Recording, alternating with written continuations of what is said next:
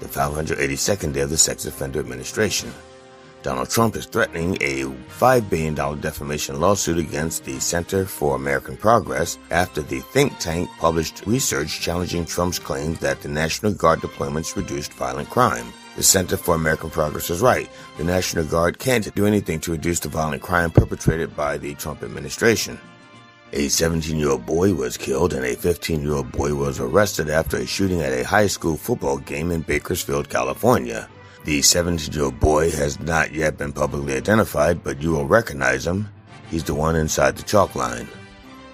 Former world champion boxer 38-year-old Zolani Tete was shot and killed in his car along with a 27-year-old woman who was in the vehicle with him. The woman is being hospitalized for gunshot wounds. Tete and the woman were ambushed by two armed suspects wearing balaclavas. The real question is, how did the two suspects get official ICE face masks?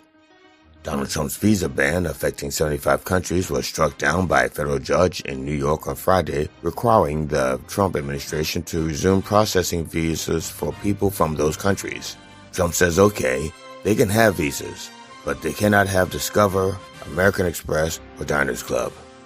Two Phoenix police officers, Antonio Felix and Luis Vasquez, were fired and arrested after an unreported traffic stop in which they allegedly assaulted a man and a woman and shocked them with a taser. Come on, it's Arizona.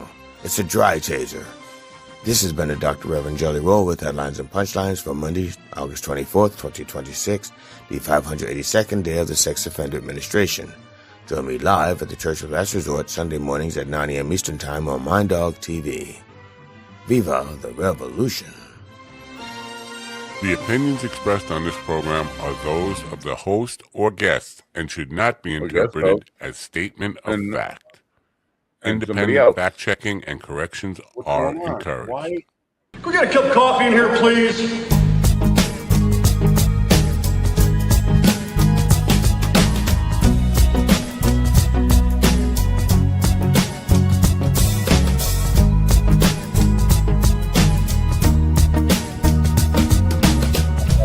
Not loving it.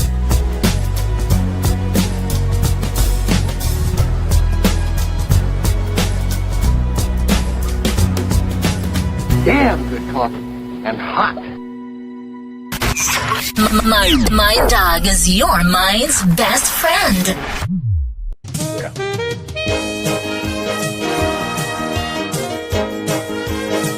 Red.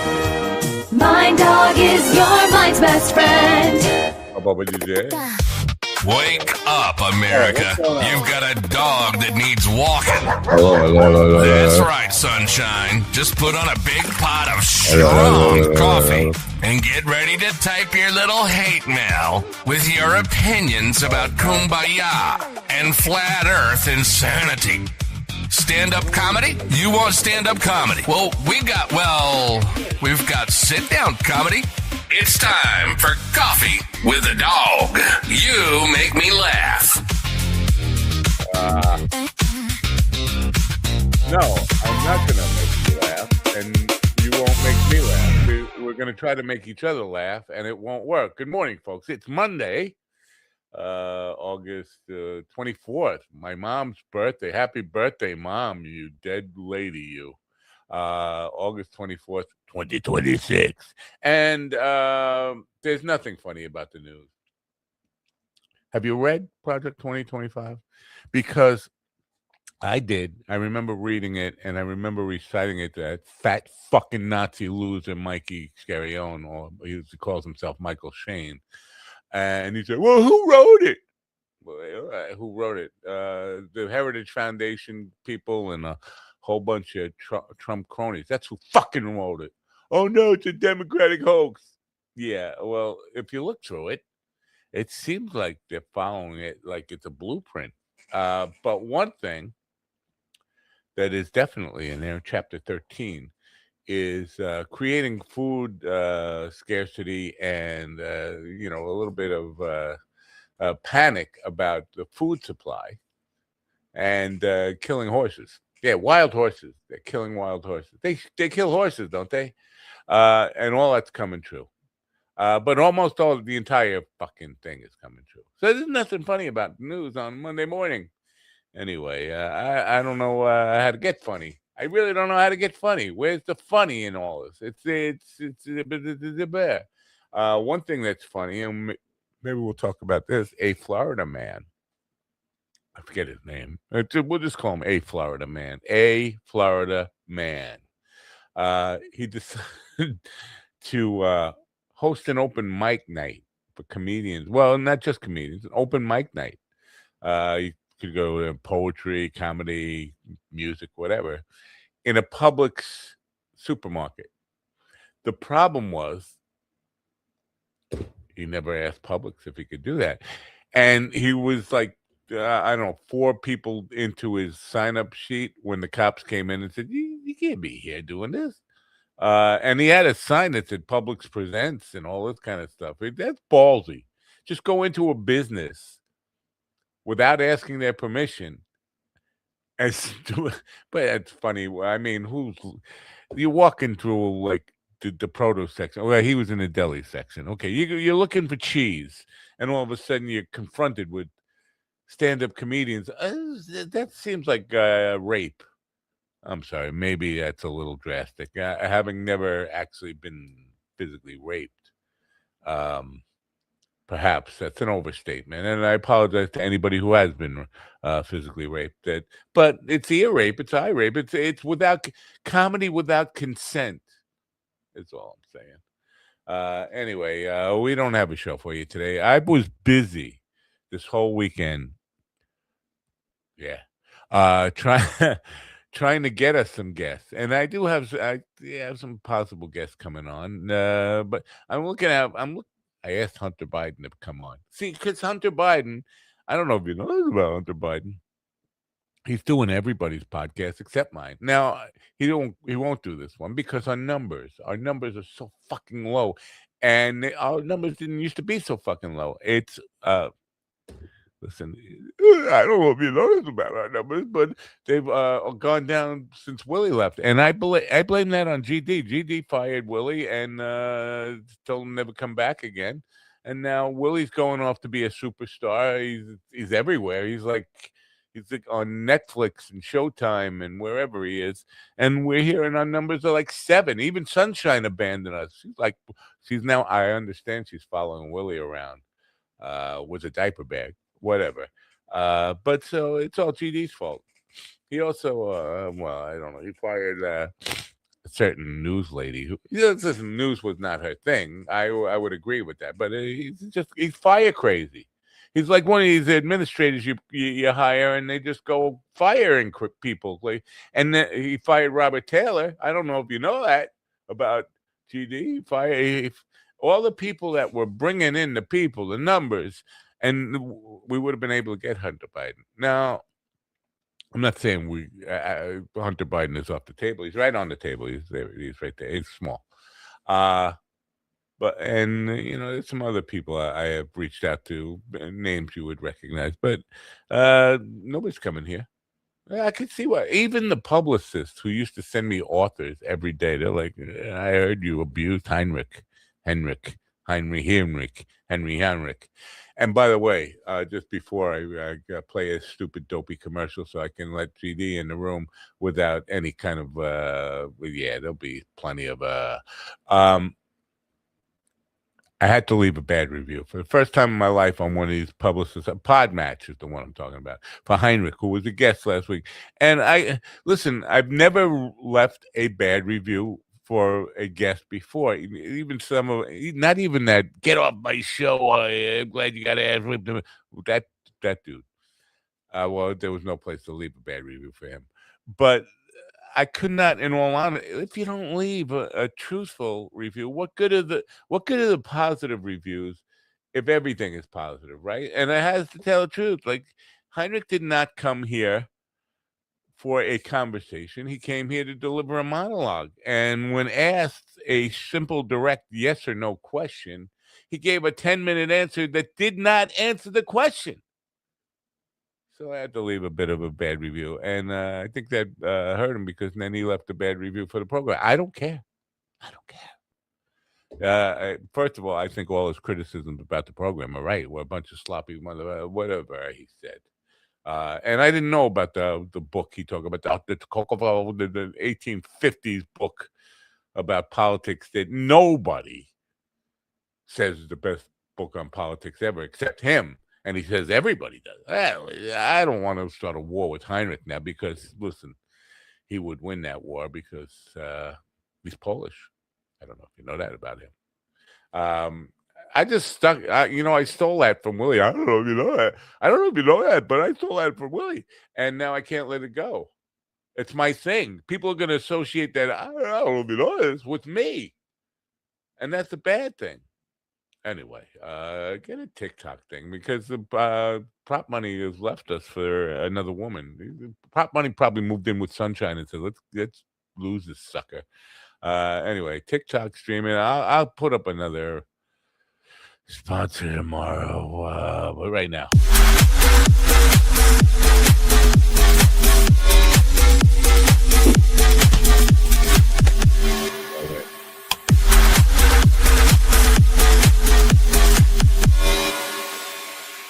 Yeah.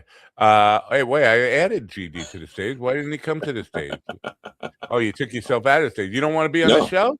I didn't take myself out. You fired yourself because you're fire crazy. You just go firing people left and right.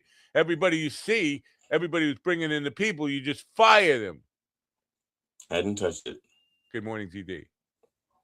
Good morning, America. MindDogTV.com/merch, the place to go to buy stuff to make Matt's birthday a happy one. Today's my mom's birthday. I know, but nobody's buying anything for your mom.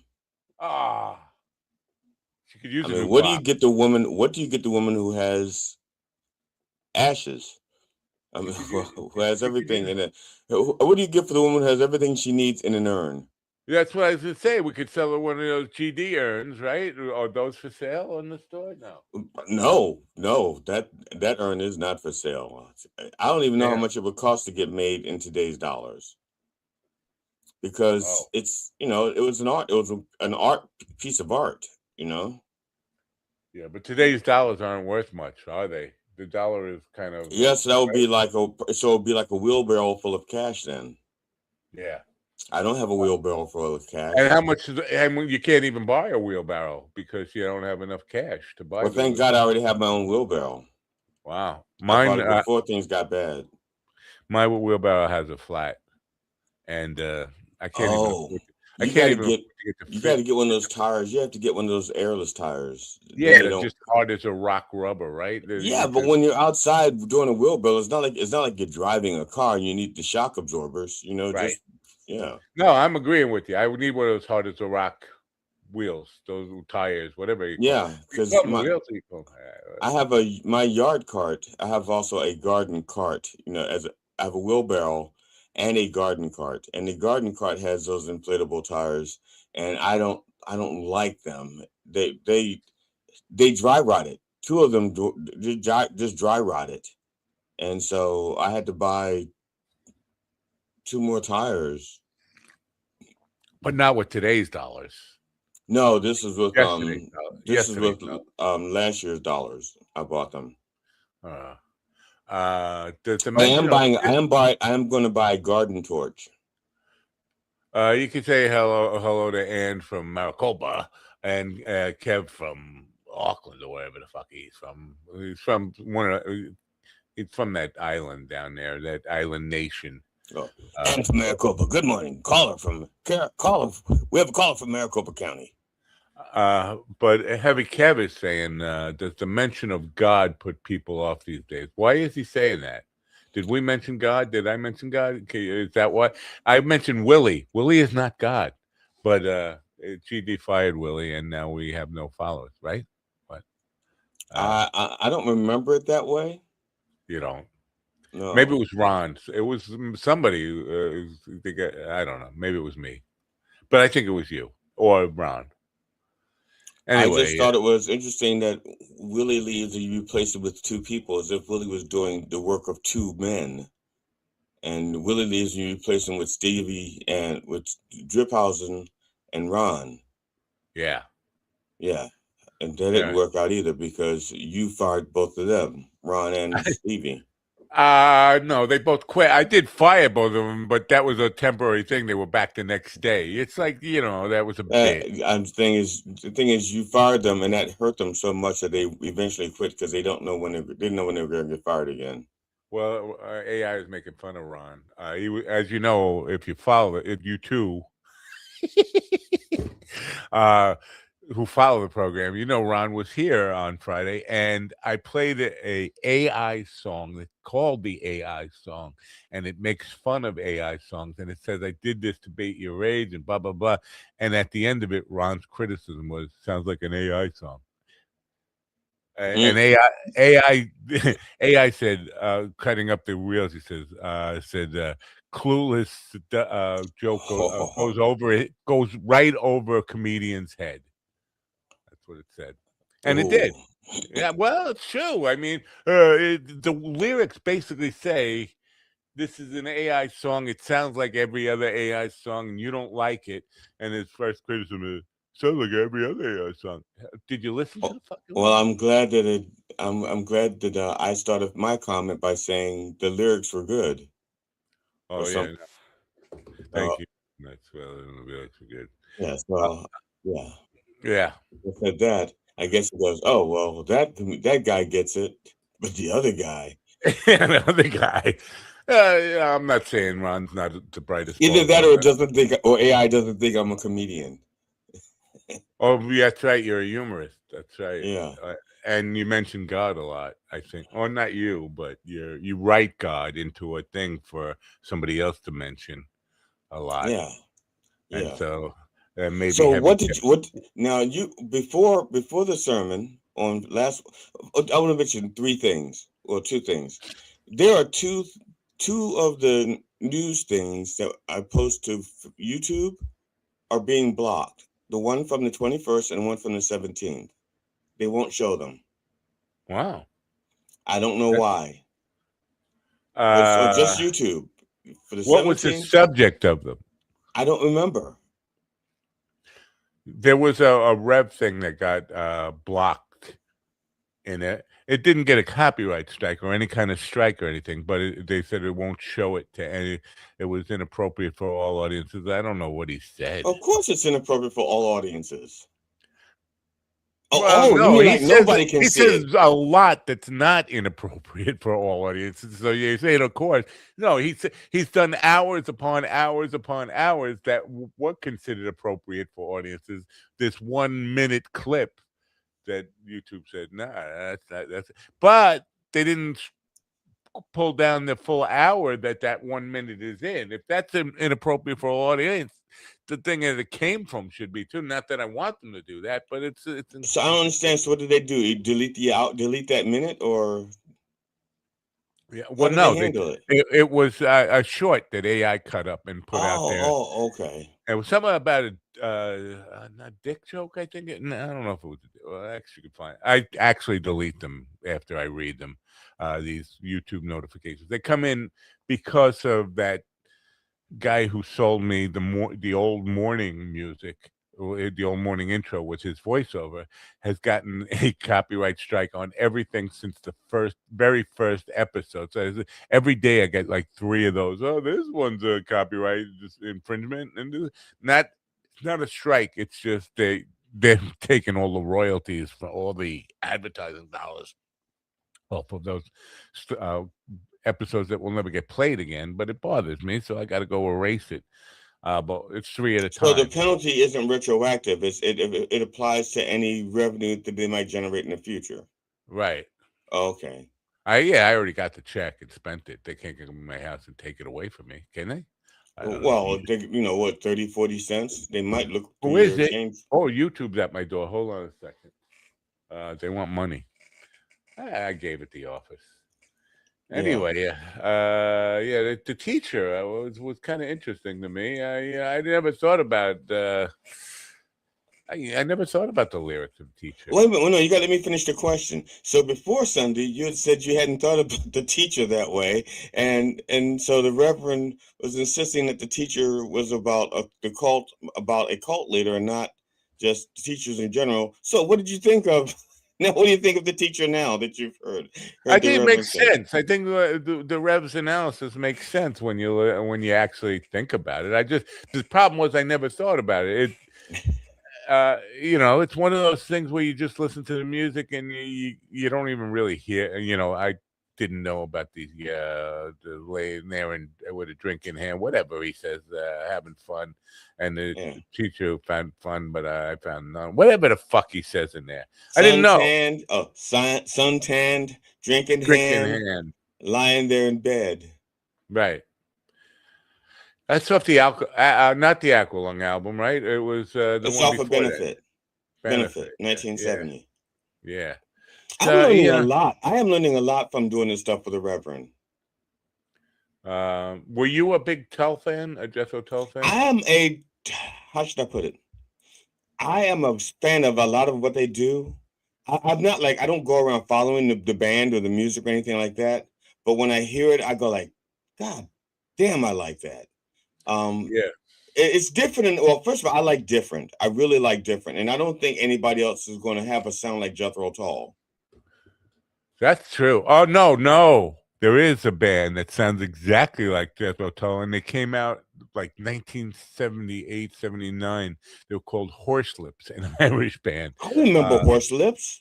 Yeah, but I don't remember Horselips. I don't remember any of their music. They sound like them, but just because like, yeah. What about the lyric quality and stuff like that? Because there are bands that are like really good instrumentally, but then their lyrics really, really suck.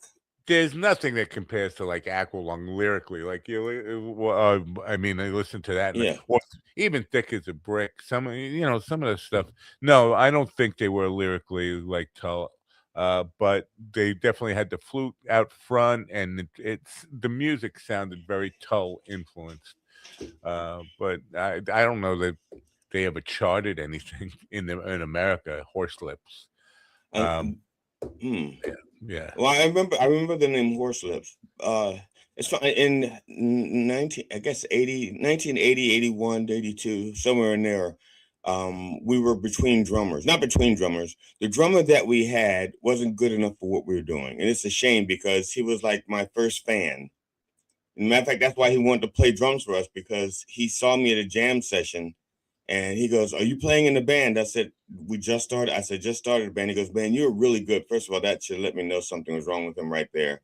But but he was my first fan, and he liked what I did so much that he wanted to play in the band I was forming. And I told him I hadn't formed a band.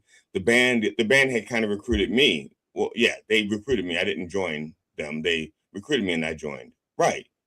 So basically you're saying this guy was your Natalie Harp. Not quite, because I didn't tweet anything back then. Oh. I didn't have much of a social media presence back in 1982 or 81, 80. So he was an okay drummer, but he was a classical flautist. And when we replaced him with another drummer, and he was a very good singer, had a very good soulful voice, a very soulful melodic voice. And so we wanted to move him from drums to flute and vocals. And he wanted to be a drummer, and he really took offense. And we did like one, maybe two shows with him out front. So he's if you break it down, he's the anti-Collins. I think so. Yeah. He's the anti-Collins. So we replaced him with a really good drummer, and who was not a fan of mine. But he was a really good drummer, but he was not a fan of mine. Was he legally blind? No, he was not legally blind. No, yeah. He wasn't even legally blonde. Well, maybe he was. He was dirty. He was a dirty blonde. Oh. But the first drummer we had looked a lot like the guy from Lanterns. Looked a lot like the black guy from Lanterns. What Pierre Aaron, I think his name is, but only a lot shorter. Wow. Here's my height. So on Facebook, I follow David Letterman group, and They show Is lots that of a band, the David Letterman group, and they play like only top 9 songs? Yeah, top no, they 10 play really? lots of clips from the old Late Night with David Letterman show. And yesterday, just this morning, I was watching a clip from like the mid '80s, and Letterman goes introducing this guy as an innovator, a guy who came up with music that was very different for everybody. Ladies and gentlemen, please welcome the original Sly Stone. Sly Stone comes out and they're having a conversation, and Sly's pretty funny. And then he goes, "You're going to play something for us. You're something new from us." And he played a song that was supposedly now come back to the fact that Letterman introduced him as a guy who made music that like was different than anybody ever experienced before. It was a different kind of funk, rock and roll, psychedelia. Right. And it was kind of, he did kind of break the mold. Yeah. But then Sly Stone goes to play a song, and I'm telling you, the melody was an exact ripoff of Sir Duke by Stevie Wonder. It's like, yeah, you know what? If you get this buildup as this guy who plays something original, you should have changed songs. Even if that's your latest song, it sounds way too much like Sir Duke. It's like and then I had to look up. Was Sly Stone still with us? No, he died in 2021, I think, or 2019, something like that. Pretty recently. But so I love Sly Stone. I think he was one of the most important acts from the late '60s, early '70s. He was Axe. He was one of the most important band leaders of a band that was one of the most important bands in music. But you can't go let that buildup happen. Well, most original, but then change music and then go playing something that sounds exactly like somebody else. That's not good. It's fine. I think it's Sly. I mean, I love Sly and the Family Stone, but there's one song he does. I just love the vocals so much. It's just the way he starts out, and I can't remember the name. I can't remember the name of it. When he starts off, he's like, "One child grows up to be." It's a family affair. Family affair. That's it. If I'd gone far enough with the lyrics, I would have gotten to that part and go, "Yeah, family affair." But it's just the way he starts it out. I just love the way what he does with his voice there. Yeah, me too. I love that song. I used to do that song with backing tracks. And when I first doing my backing track show with a little tablet and take it with me, and that was one of the ones I love to play because you never hear a band play that. If you go to see a cover band, they might play. I'd like to thank you for letting me be myself. Or what's the other one? Not Have Fun in the Summertime, maybe. No, the maiden one. You've done it. You've done a cover of it. Everyday People. Everyday People. Yeah, that's the one. So yeah, I love Sly Stone, but it just struck me as odd that Letterman gave him this build-up as being so original, and then the first thing out of his mouth musically sounds totally unoriginal. I wouldn't have put it past Sly and the Family Stone that he had thought of a different song to play, but after the introduction, he says, "I'm going to do this." Yeah, no, he seemed like seemed like his personality. He was very. He said he was playing with some new guys, and can I give out one of their phone numbers? And the producer said, "No, you can't do that." And he said, "Well, I want to do it anyway. You got me on the show. I'm gonna get." Really weird. But I like Sly. He's one of the coolest guys ever to live, and too bad he's gone. Right? Yeah. 82 years old, I think, when he died. Wow. I'm trying to think of. Oh, it might have been Earth, Wind, and Fire. Stevie Wonder heard a song by one of the like these elite bands. Like when I say elite, like ground or earth moving bands. Like Earth, Wind, and Fire. They kind of changed the rules. Sly and the Family Stone changed the rules. Rick James kind of changed the rules. And the Stevie Wonder is one of those three bands that Stevie Wonder was in the audience for. And he went out and wrote a song because he wanted to be just like them. And he was already a grown man. Wow. And I'm trying to think what that was. I'm thinking it was Earth, Wind, and Fire because I think Michael Jackson did the same thing. And Prince also. It was during the year that they did was it Doug Henning? Yeah, the year that Doug Henning did helped them do the stage illusions. Magic, yeah. Yeah, and that was when he did that, there's all these people in the audience going like, fuck, we got to see. how do we top that shit? You can't top that shit. Wow. Earth, Wind, and Fire couldn't top that shit. They ran out of money doing that shit. Yeah. Somebody left a comment on about Earth, Wind, and Fire on the Rev's breakdown of one of their songs. I forget, but she was a little bit like not angry, but just trying to correct the record, like she knows more than everybody about Earth, Wind, and Fire. I don't know more than anybody about Earth, Wind, and Fire. I just know I've seen them a couple of times at Jones Beach. I've never seen them. I regret having never seen them. There are a few bands I've never seen that I actually regret. I mean, I don't have that I wish I'd seen Ohio Players. I wish I'd seen Earth, Wind, and Fire. I really wish I'd seen Queen.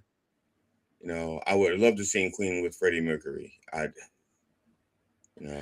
There's a band on Long Island, a tribute band called Almost Queen, and they're not new. They've been around. I remember literally 25 years ago, they did a Queen show, but it wasn't 3 guys or 4 guys. It was like an orchestra. It was like 8 guys. It took 8 guys to get all the sounds that Queen got, especially the vocal stuff. I mean, Bohemian Rhapsody, layers and layers of harmony in there. So, welcome to the music show. I want to take a break we'll just take a break for a second and play a spot. Here, let's play a spot. Attention, comedians, musicians, authors, and podcasters.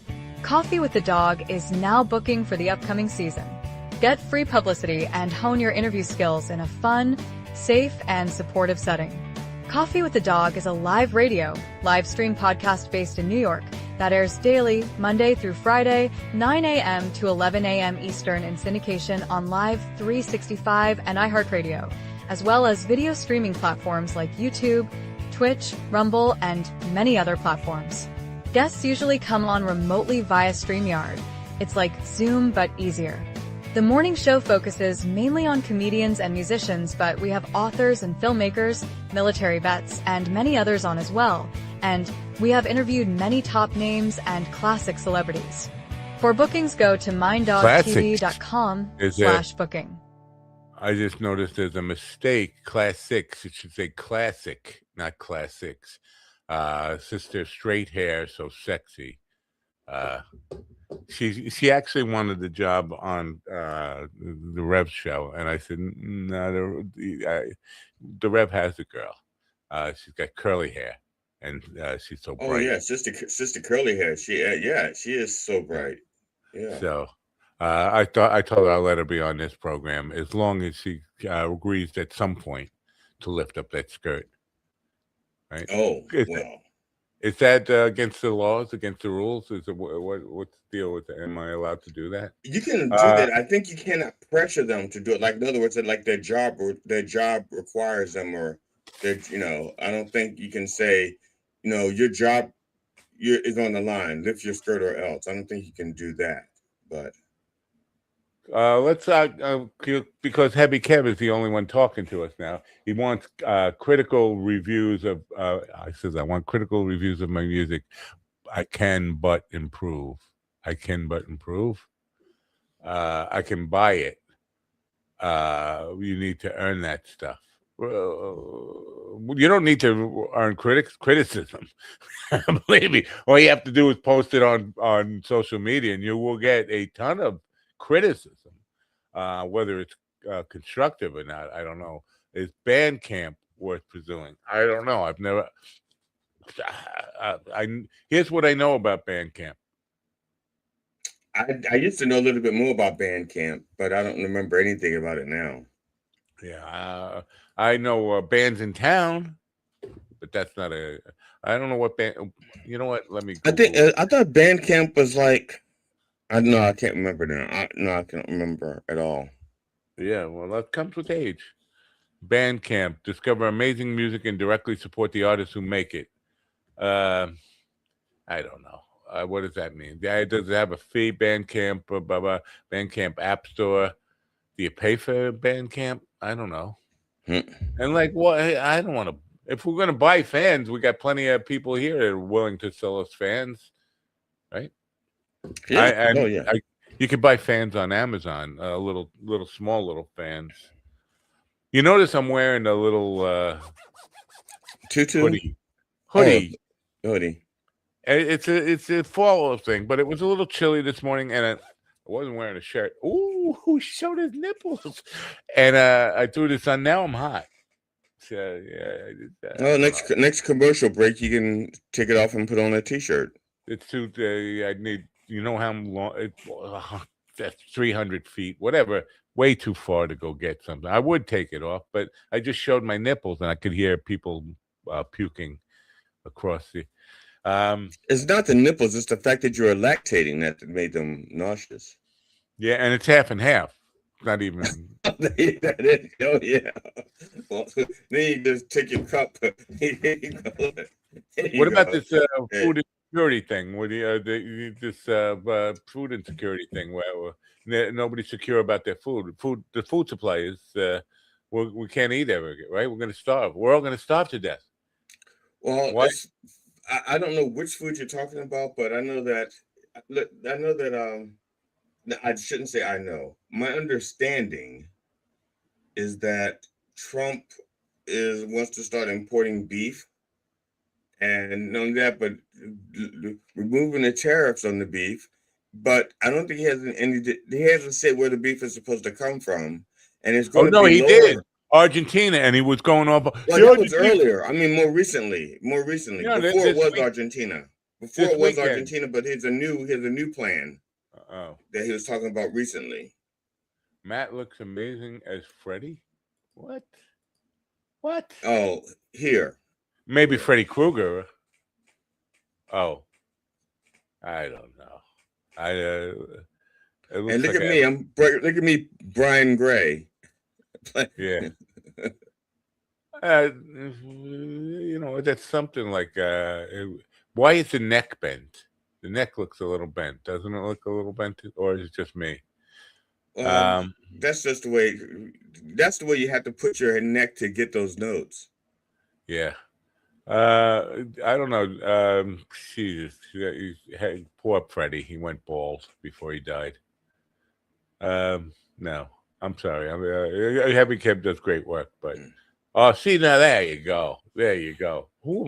I'm not in this picture unless you on the right with the afro? I think that people just don't recognize you because you're in blackface. Yeah, black hands. Steve and Sly. It should be Stevie and Sly, blind but grooving. And Sly wasn't blind. It was love's in sight, but I see my soul. All right, higher vibes only. Okay. Yeah, and it's funny. In a way, I wish Stevie had not gone bald on top, because I used to do. Well, I would still do it if I just haven't gotten around to it. I think last year I did a Stevie Wonder parody. Well, I only do the one song because, first of all, he has so much keyboard and everything is so melodic. There's not a lot I can do with just with a guitar. Yeah, Stevie Wonder stuff, and that's the problem with me doing parodies by myself. I can't cover a lot of songs I would love to cover. And matter of fact, if I could put together a parody band, I have I think I already have like 40 or 50 songs I could throw out there, say, okay, let's go, let's play. But the best, you can't say the best. One of my favorite parodies of a Stevie Wonder, say half Stevie Wonder song, Ebony and Ivory. Eddie Murphy and Joe Piscopo, when Joe Piscopo was still funny. Joe Piscopo doing Frank Sinatra. I am black, you are white, and then you are blind as a bat, Jack. I have sight. I love that. But yeah, no going back. There's no going back. Can you go back? I don't know. How do you take all the steroids out your body that you've been putting in? Not you, but Piscopo. Yeah. Hey, he's terrible now. He's just like a right-wing Nazi. Oh, by the way, there's that too. He's not funny, and then there's a not right-wing Nazi thing too. Yeah. We don't have any. I've been working really hard, and even a local guy who's running for Congress here, Chris Gallant. I invited him on the show. He said, "Thank you for the opportunity. What's your email address?" Gave him my email address. Haven't heard back from him yet. Like, come on, just come on, man. Hunter Biden. I saw him on with Valhalla Nate from Valhalla BFT. You know Nate, yeah. And Nate is a pretty conservative guy, but he is not a MAGA guy by any. He hates MAGA and he hates Trump, and but him and Hunter Biden had a great conversation. It turns out that Hunter, for those 4 years his father was president, all his income came from selling paintings. That's it. He, when all that stuff about Burisma and all this stuff, that was before his father. His father wasn't even vice president at the time. He wasn't selling Joe Biden name. Nobody wanted access to Senator Joe Biden at the time that he was making money for them. But during the 4 years that Biden was president, and during the time that Biden was vice president under Barack Obama, he was making money off of paintings, and it wasn't like big money. And he's still paints every day, but. He said a couple of interesting. But he was doing paint parties. Yeah, sort of. His paintings are very good, very original, and that's what I thought. Maybe I had an in there because he's doing everybody's podcast, and Nate even says that you'll talk to anybody. And I thought, well, we'll see about that. Let's test that theory out. So I sent him. Talk to anybody who's got a really, really, really, really, really, really, really, really, really, really, really huge following. Anybody who didn't fire Willie. Oh, damn it. Yeah. Well. But I thought that was an in with me. If I could say, I'm a painter too. I'd love to talk about your paintings more and just stay off the whole, the crack pipe and all. Everybody knows about that, and I'm glad he's talking to people about recovery and all that kind of stuff. And if he wants to talk about that, that's fine. But I want to talk about his paintings are really good, really good.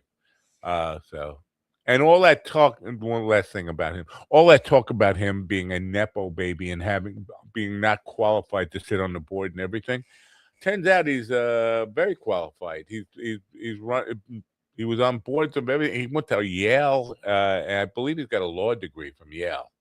It's not like he's just some guy with and not like skills. The Trump boys, not like the Trump babies, right? Because I don't know if they ever went to school. I honestly don't know if they ever went to school. I have no idea. Yeah. No, I don't think they ever went to school. They may have had tutors. Like, I have no idea. Like Trump did. Like he went to Wharton and bought his way through school. Or if they did it grades. All. Yeah, he did pay to have someone take his entrance exams test. So yeah. My jazz teacher would force me to listen to Hancock, Wonder, and Peterson. First of all, I didn't even know that Peterson. I mean, I knew that he killed his wife. I didn't know he played an instrument. Oh, you got the wrong Peterson. What? Yeah, I think you're talking about Scott, right? And I'm not even. John Hancock, Wonder Bread, and Scott Peterson. Wonder. Why is Wonder not capitalized? Because Stevie's not around to see it anyway. He would have known. I don't know if that qualifies as. I mean, Oscar Peterson. Yeah. I don't think Stevie Wonder and Herbie Hancock necessarily are jazz. They're kind of. Well, I think Hancock's kind of fusion, right? Right. Yeah. I would think so, but it also depends on the record store you go into and whether or not they have a fusion section. That happened a lot with black artists. There's like everything. If you're black, everything was jazz or R&B, or that's it. She didn't get anything else. Even Charlie Pride was listed under soul. So if you were black, they put you under one of two categories: jazz or R&B soul. They had this is a terrible thing to bring up. Cowboy Troy was a black guy who was. kind of around the time that Big and Rich were kind of country music, the bro country stuff. But Cowboy Troy, just a house nigger. Yeah. Okay. Oh, you read my mind somehow, not my lips. But yeah, he was just like trying to appeal to white people who, oh, look, we got, see, we're not prejudiced. We're fans of a black guy. It was just, it's something about that. It's just, So he was the Herman Cain of music. well, it's the opposite of like Vanilla Ice, which like Vanilla Ice trying to appeal to. So he was like Vanilla Black Ice. Yeah, yeah. So Wednesday evening, I have a program with a guy who has written a book called Life in Woke America. And I'm already angry at the guy because I've read a little bit of his synopsis of his book, and I haven't read the book. But it just seems like he's one of these guys who is weaponizing the word woke without even having any idea what it means. And it just, it's, I feel like I'm going to argue with the guy. Now, in the bio on Podmatch where he found me, it says I'm open to talking about everything and open-mindedness and encourage conversations where people don't always agree. But I feel like I'm going to tell him up front, we're going to end up shouting at each other. And I'm fine for that. Maybe it'd be good for getting some viral clips of us yelling at each other. But I really hate this weaponization of the word woke. What does it mean? Can you define woke? Because to me, I've never called myself woke, but the people who they attribute that to, I call that being a decent person. People who understand that diversity is a strength. People who understand that we're all immigrants here. That's people who accept LGBTQ whatever people as equals and deserving the same rights as we have. People who respect women's rights to earn as much and be seen as equals with men. That's called being a decent person. You want to call that woke because you're trying to weaponize it, like there's something wrong with that. So it's not going to go well. I thought about just saying, don't come on the program because it's just going to. I'm already angry at you. The days before I even talk to you, I'm already angry. But then I thought, you know what? I'll just tell them before we go on the program because they have like 2 minutes before I go on and they pop in and I say, here's what you can expect.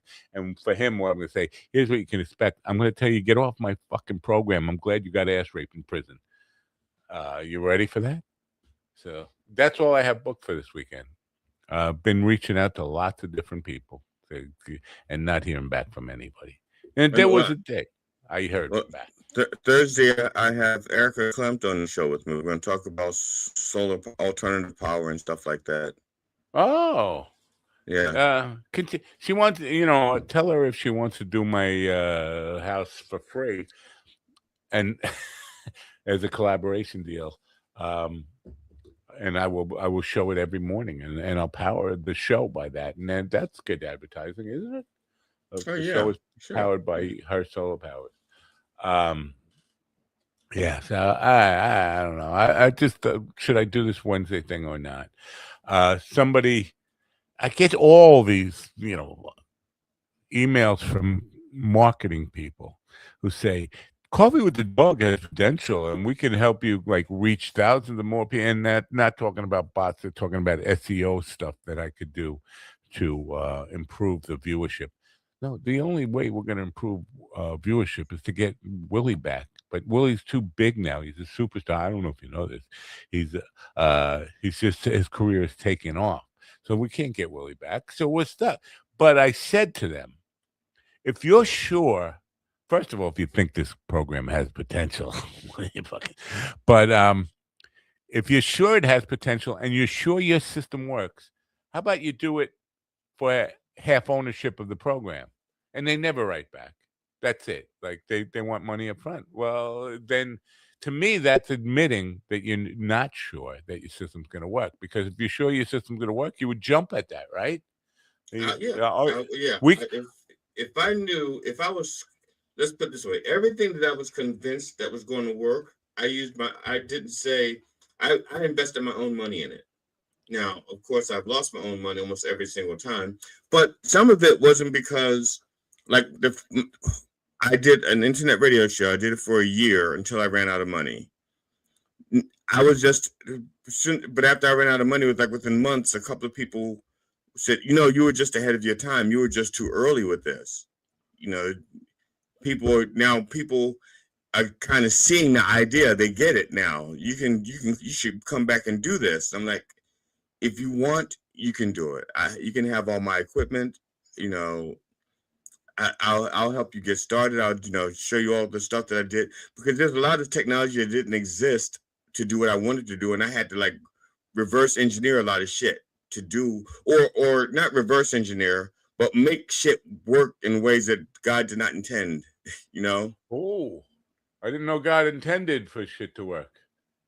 And I think this is what Heavy Kev was talking about. Does a mention of God put people off? I think it does. Don't you think it does? I don't know.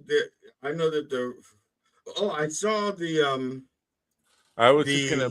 Yeah, let me play it. I saw the thing that you did for the Rev. It's not done yet. I gotta refine it, but I figured I want to. I've gone 4 years now, and never really promoted church on the last Church of Last Resort. And I thought, well, I got to get one out there. And then I kind of rushed through it. And saying, you know me, I'm impatient. I just I got to put some of the rev in there saying, can I get a fuck yeah, and all this kind of stuff. I forgot I wanted to do that.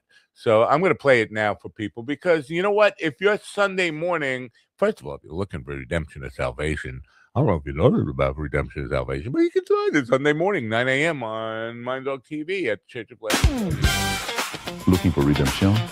Searching for meaning? Tried everything and don't know where to turn? Come to the Church of Last Resort Sundays at 9 a.m. Eastern on Mind Dog TV. The Church of Last Resort is where you go to have your prayers heard, your sins forgiven, and no matter what you believe, the Dr. Reverend Jelly Roll will be your guide to salvation.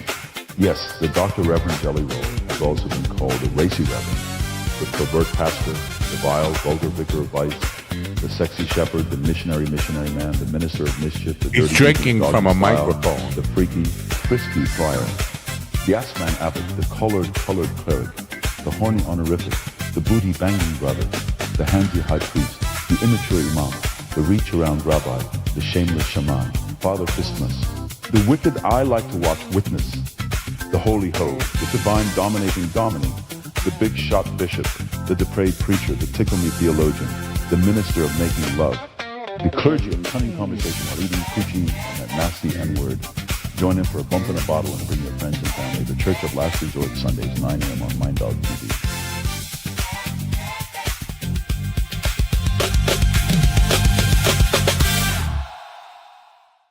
Yeah, every Sunday morning right here. You know what? I saw all those black people doing this, and I couldn't help but think of that's a white cop's fucking wet dream. Yeah.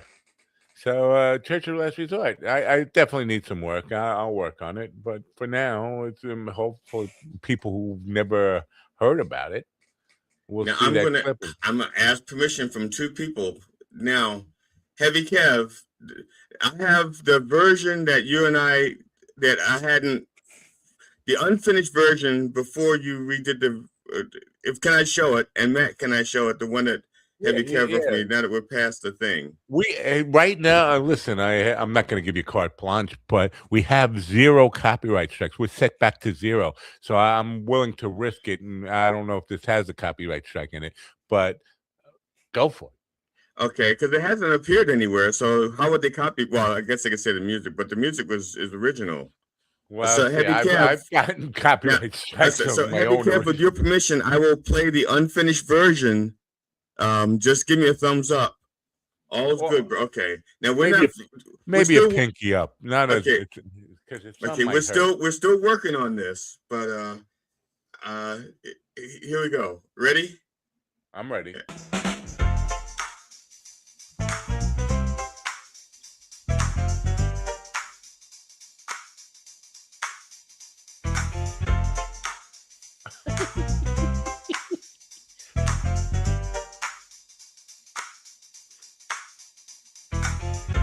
Dear Lord, you know what time it is. It's time for a bump for the Lord. Yeah, that's right. A bump in a bottle. Wine just like Jesus used to make. From our vineyards, your innards. Can I get a funk yeah? Dr. Reverend Jelly Roll. I'm Cialis for your soul. PhD, DDS, ADHD, MTM, LIX. They call me the racy reverend, the pervert, pastor, the bowel, vulgar, vicar of ice, the sexy shepherd, the missionary man. I'm the Dr. Reverend Jelly Roll. I'm Cialis for your soul. From the Church of Last Resort, where bump for the Lord will never hurt. Looking for God in all the wrong places, and Godspeed is what my pace is. If redemption's real, I'll see it someday. Till I reach home, I'll keep running the bases. Ooh, good God. They call me the minister of mischief, the dirty deacon of doggy style, the freaky frisky friar, the ass man abbot. I'm the collar calling cleric, the booty banging brother, the handsy high priest, the shameless shaman. I'm the Dr. Reverend Jelly Roll. I'm Cialis for your soul. From the Church of Last Resort, where bump for the Lord will never hurt. I'm looking for God in all the wrong places, and Godspeed is what my pace is. If redemption's real, I'll see it someday. Till I reach home, I'll keep running the bases.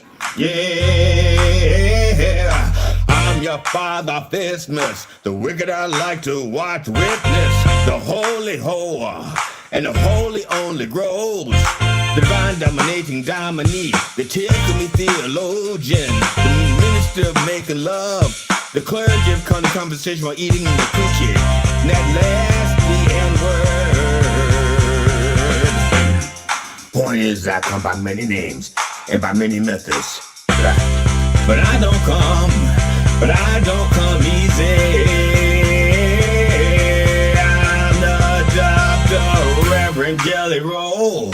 I'm Cialis for your soul. From the Church of Last Resort, where a bump for the Lord will never hurt.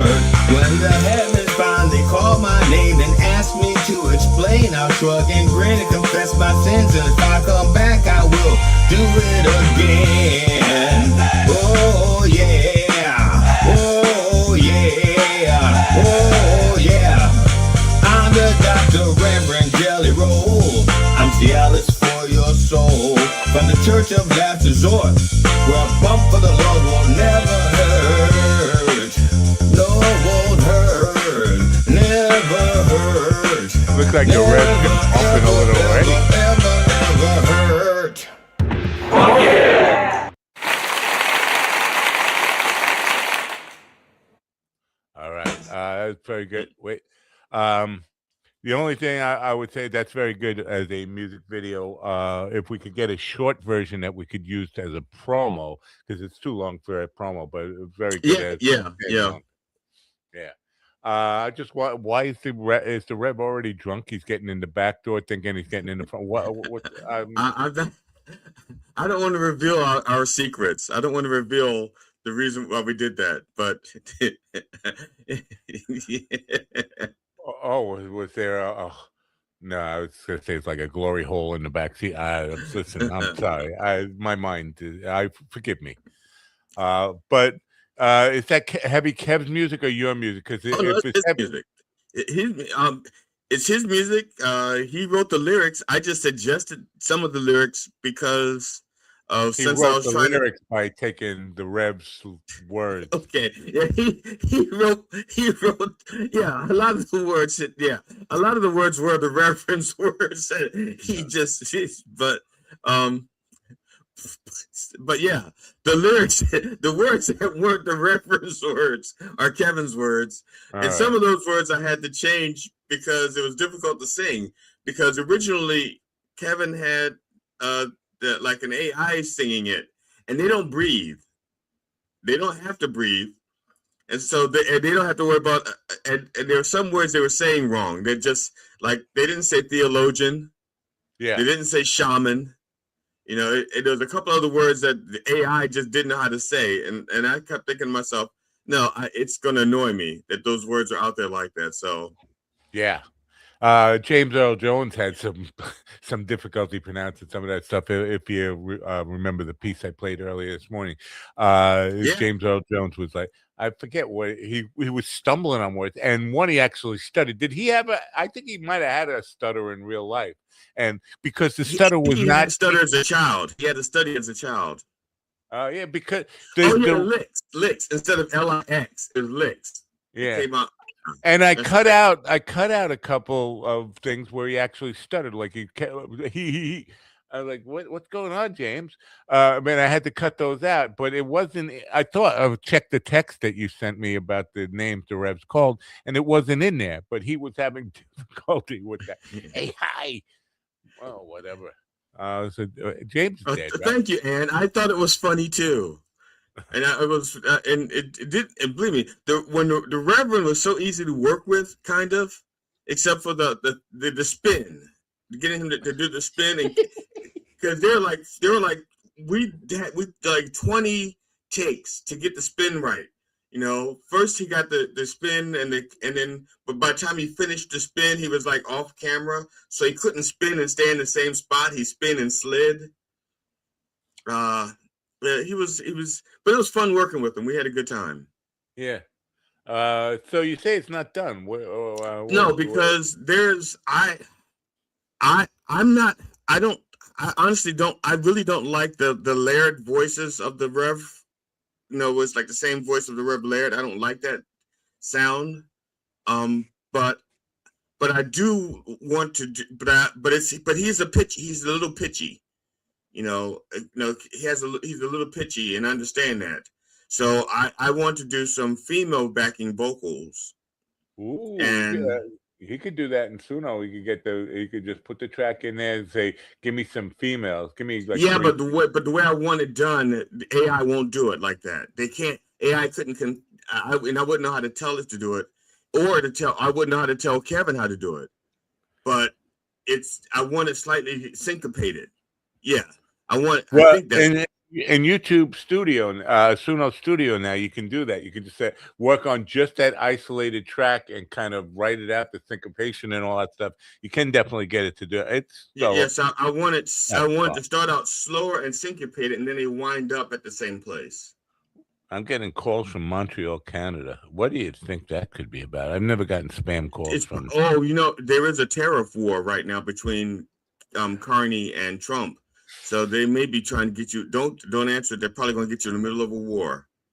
Yeah. You know, they want you to know who you're going to side with, Trump or Carney.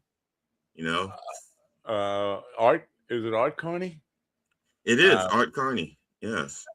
America has no friends anymore. None. We've alienated all our friends, and we've kind of.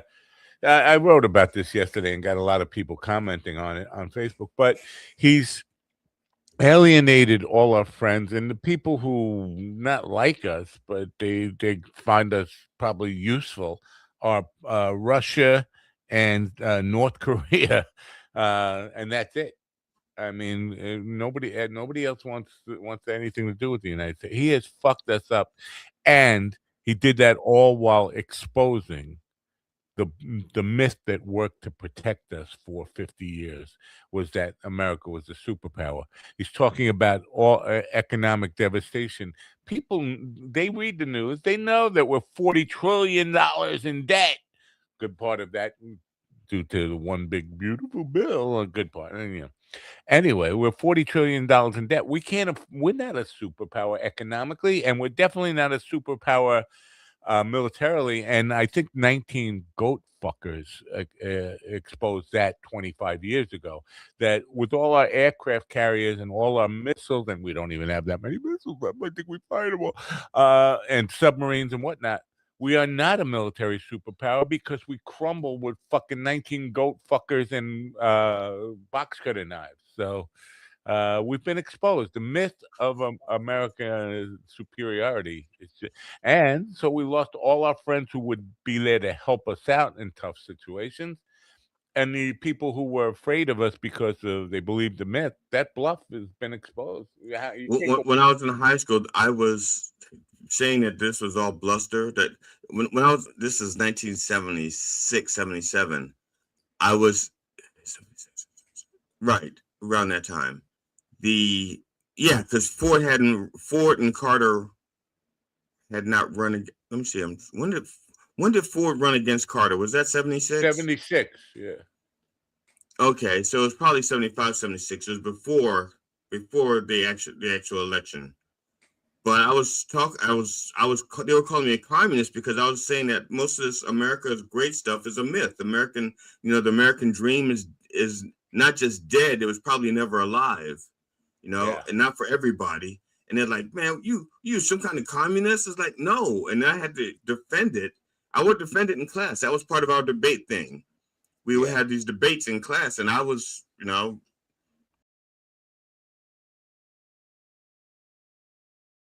communists that they don't understand. But what my eyes are so bad. Does that say LX or UX, and what does that mean?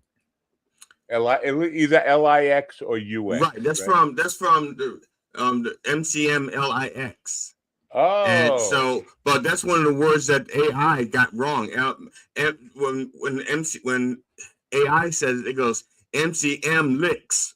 They don't say MCM LIX. They go MCM licks.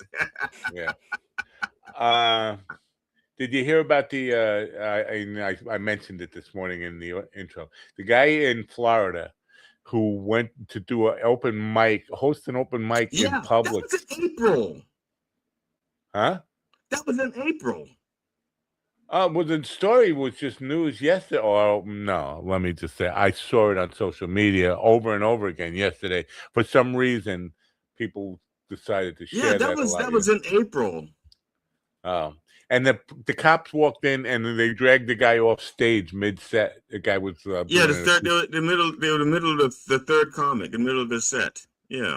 Has that ever happened to you? Have you ever been dragged off stage by police? I've never been dragged off stage by anybody. Oh. The closest I came was when I did the very first time I did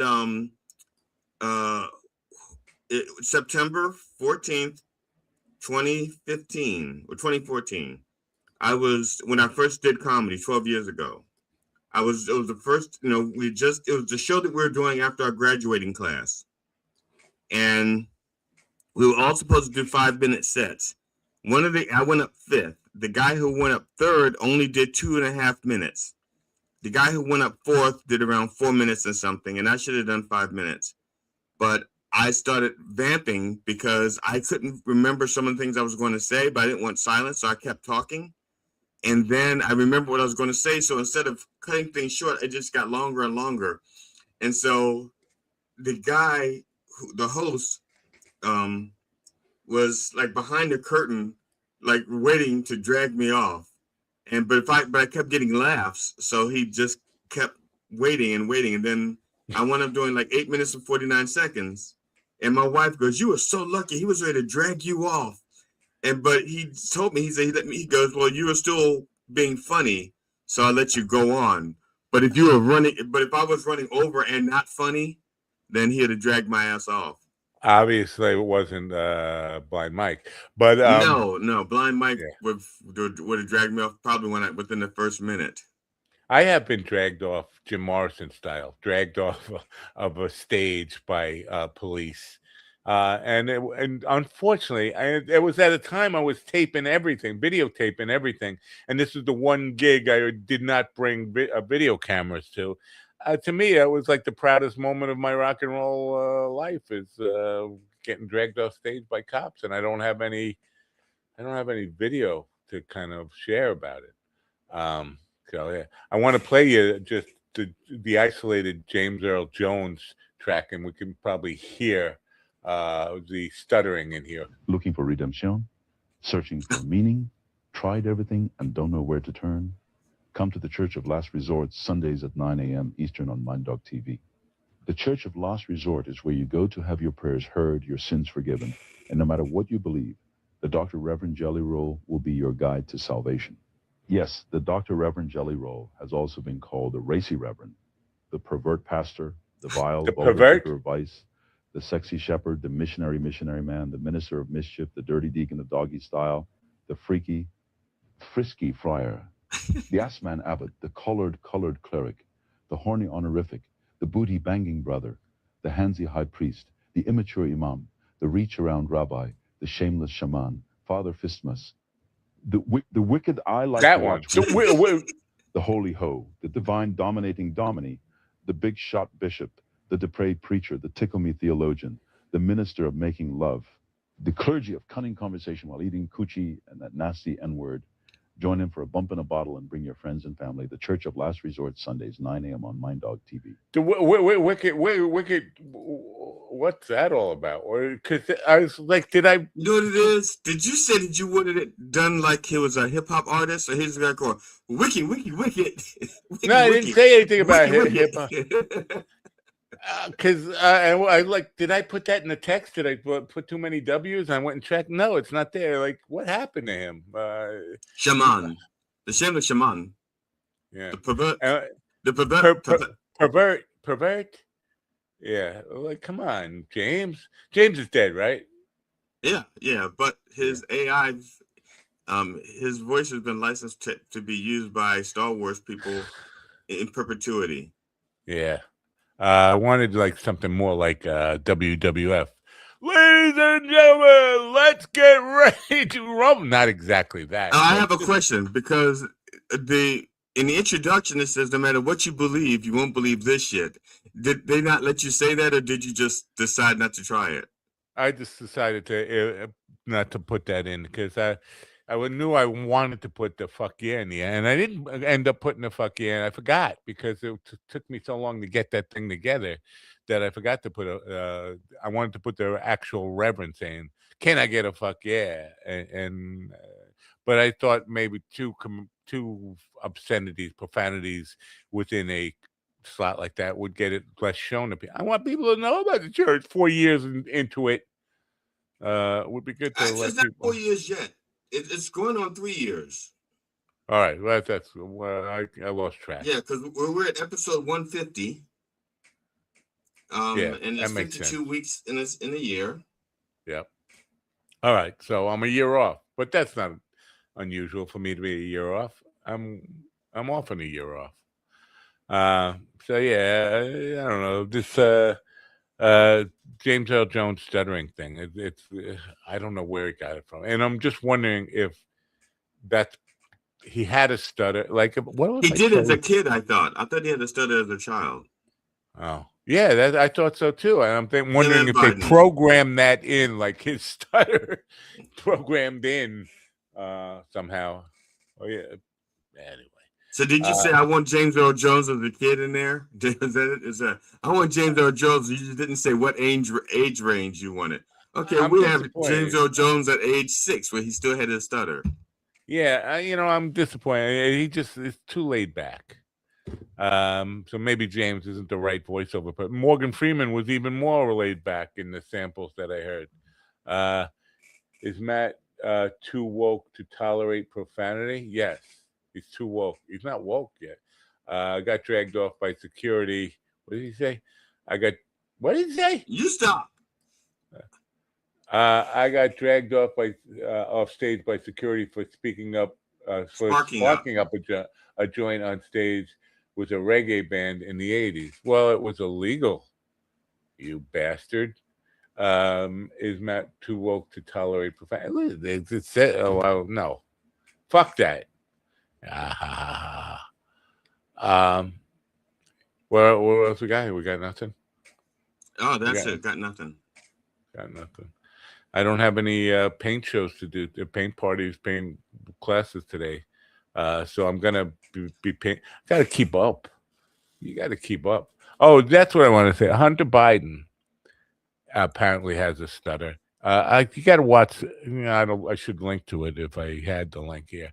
The VFT Nate interviewing Hunter Biden, because Hunter Biden's doing a lot of stuttering. Did you get that from your dad, or you just scared?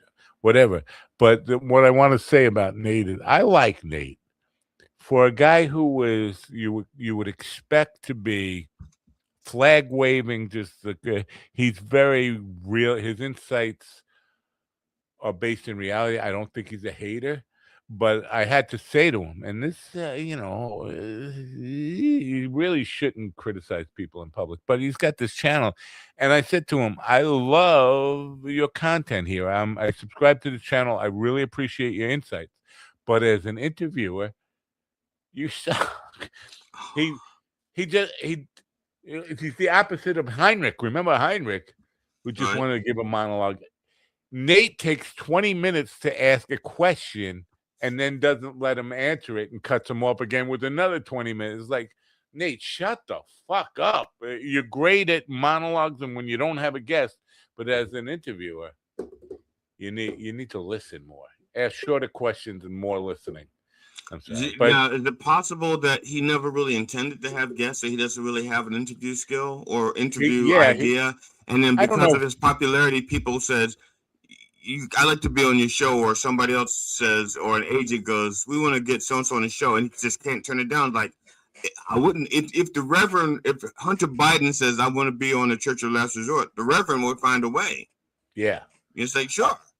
He does. I don't know about his intent, but he has only done a handful of interviews. He's only been out of the military. I was surprised to learn this, about 3.5 years. So he's been doing that show about 3.5. He was active duty overseas and really didn't have time to do a podcast or whatever you call it, live stream. But I don't know. But he definitely has not done enough interviews to kind of get any skills in it. But he sure doesn't. He doesn't listen at all. And maybe I could be accused of that from time to time, but this was extreme. This was the worst, So I had the two extremes back to back. I had Heinrich, who couldn't answer a direct yes or no question without going on for 20 minutes. And then I had listening to Nate ask questions that he wasn't really looking for the answers for. He wanted to tell Hunter Biden what his opinions of things were. This fun, but do it in less time. And again, that's a Nate thing. Nate will say "and again" probably 300 times within an hour program. And again, like, all right, you don't have to say it again. You don't have to say everything again. You could say things once. I don't know if you know this about things, but you could say them once.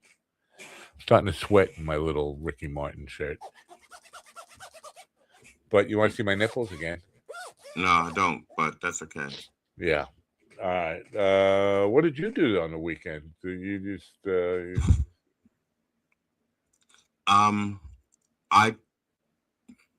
I had a graduation. My great nephew graduated from college. What makes him great? What makes him great? He's one of the few people in my family that actually graduated from college. There's not a lot of people in my family that graduated from college with a degree.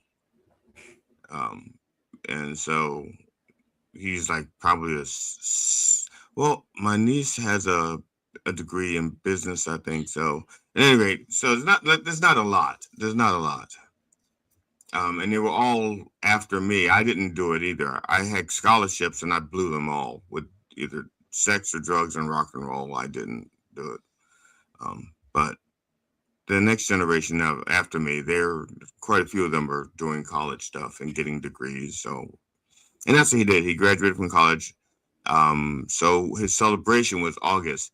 And even though he graduated back in May or June, they were waiting to get the pool cleaned at his house. So, and finally got the pool cleaned, and so that's when they had it. Yeah, waiting for getting my pool cleaned. We actually had it ripped out after 2 years of waiting for it to get cleaned. We decided just to rip it out, and now we have a big hole in the side yard. Oh well, that's what they say. Where was this? Yeah, so that was Saturday, and then Sunday I went to a gender reveal party, and I said to my friend, I said, "Look, I've known your gender for years. Why are you going to reveal it now? Were you hiding from everybody else? I don't need to know. I already know your gender." Yeah. So, but her and her husband are having a baby, and so they had a gender reveal party on Sunday that I went to. And on Saturday morning, it usually takes me 2.5 hours to cut the grass. and then I will go back the next day or 1 or 2 days to do the edging. It's because it's a lot to do. So on Saturday, I decided to try something new. I decided to take the edger with me on the tractor mower, and whenever I got to the part, where I would use it, where I would, need the edger, I would get off the tractor mower and do the edging, and then get back on and do more, the rest of the cutting, so that I'm not going back to the same spot like the next day to edge or cut the sticker bushes or whatever. And so instead of 2.5 hours, I think it took me close to 4 hours. And I don't remember what happened after that. Yeah. I don't remember. See, now that sounds like me. But you know what? It's not after mowing the grass. It's after smoking the grass that I don't remember what happened after that. But it is what it is. Because I was really tired, but I don't remember. I didn't take a nap. I needed a nap, but I don't remember. Let me see. Cut the grass, took a shower. I don't remember like after that, because we left the house, I think, at 2:00. Yeah, so that's right. There was no time for anything, because I finished cutting the grass. It was probably like 1:10, 1:15. Took a shower, and then we left the house around 2 to go to the graduation. It's heavy party. Weaponizing the word woke. He's weaponizing, isn't it? He said, because I listen. I know one person in my life who has defined themselves, considered identified as woke. People. I don't know where that came from, but I just call it just being a decent person. He said, "What are your pronouns?" All of them. Anything you want to fucking call me is fine. My answer to that is my pronouns are paid way too much money, and my amateur nouns are uncoachable. Yeah, I mean, you could call me whatever you want, just don't call me late for dinner. But don't call me a cab. Yeah, well, you could call me a cab. Don't call me a cab. I got my own car. Oh, yeah. Well, I don't mind taking a ride in a cab, but you pay for it. I'm not paying for it. I can't afford a cab. You know what cabs costing these days? And with Ubers and Dubers and whatever. Yeah. Why do we even need cabs anymore? Has Uber put cabs out of work? I don't know. We never had cabs in this neighborhood. It's too rural, but we can get an Uber. I think that's what the Uber thing does. The Uber is supposed to fill that gap between the places where cabs won't go, and places where people can, like you can have an Uber driver, somebody who lives in your neighborhood goes like, oh, okay, somebody needs to ride out, give them a ride and get paid. Yeah. But it was never meant. It was meant to be a supplement to income. It was never intended to be like a person's main source of income. And that's the thing. That's what's happened to there's so many people that and DoorDash and stuff, they're doing piecemeal, putting it together so that they can make that their source of income. Yeah. And that's not what it was ever intended to be. That's why they don't have benefits. That's why they don't have, protections. It was never meant to. It was meant to be that. You should always wear protection, because otherwise, well, you never know whose food you're touching. So, it'd be nice. All right, John Finger. Why aren't you listening? John Finger is abandoned. It's like Sunshine. I gotta admit, I'm really heartbroken that Sunshine, and I think I'm the reason. I can't. There's two possibilities. Either some life situation has happened where she can't do it anymore. Yeah, because she hasn't been on Tony's show. She hasn't been in Tony's chat room either. So that would be really sad, but we would support her in that, wouldn't we? I don't know if you know this about me, but I'm big on causes, and I have done pot-a-thons for people who got sick. I've got pot-a-thons for people who had financial issues, whatever it is. We would be glad to help, but I feel like it's probably something I said or did. I don't know. Like I haven't. I don't know if you noticed about me, but I piss a lot of people off just by living, and whatever comes out of this hole in my face tends to piss people off even more. I'm just not a nice guy. I'm not a nice guy. I'm not likable, which is terrible. All right then. Speaking of not likable, here I am.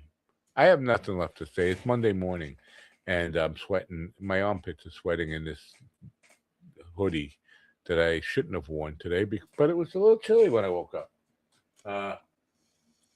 Ann says I've been looking for sunshine, and she's just not out there. I miss her. Hope she's okay. Just not out there. Where I thought I had found her on Facebook. That's why at one point I wished her a happy birthday, and she said, "Not my birthday." So there's somebody else named Sunshine. Apparently there were a lot of people. No, but apparently on my friends list, I don't. If I went down my friends list on Facebook, I don't know how many I have, but I have. I would say 90% of them, I have no idea who the fuck they are at all. It's just weird. Like, how did these people get on my? Here you go. Steve Rizzo is on my. He's the number one. He shows up first. Have no idea where I know him from. Tina Drums, Rory Kelly, Adam Gabel, Zach Zorovich. I have no idea who these fucking people are. Ken Lyons, I know who he is. Daniel Bros. Landon VW Brave, Charles Hall Jr., Nathan Cox. No, these people could be sitting right next to me, and I'd be like, "We've never met. I don't know you." And it's just one after another. How many do I have? Does it say the number? It doesn't say the number, but I would think in the thousands, a couple of thousand, and don't know any of them. Do you have a?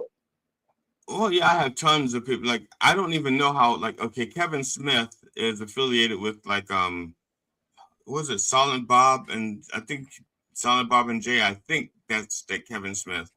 Wow. I don't know how or why, because I'm not like a Kevin Smith fan, so to speak. But he's on my. When I type in, whenever I go to type in Kevin, like Kevin Benson.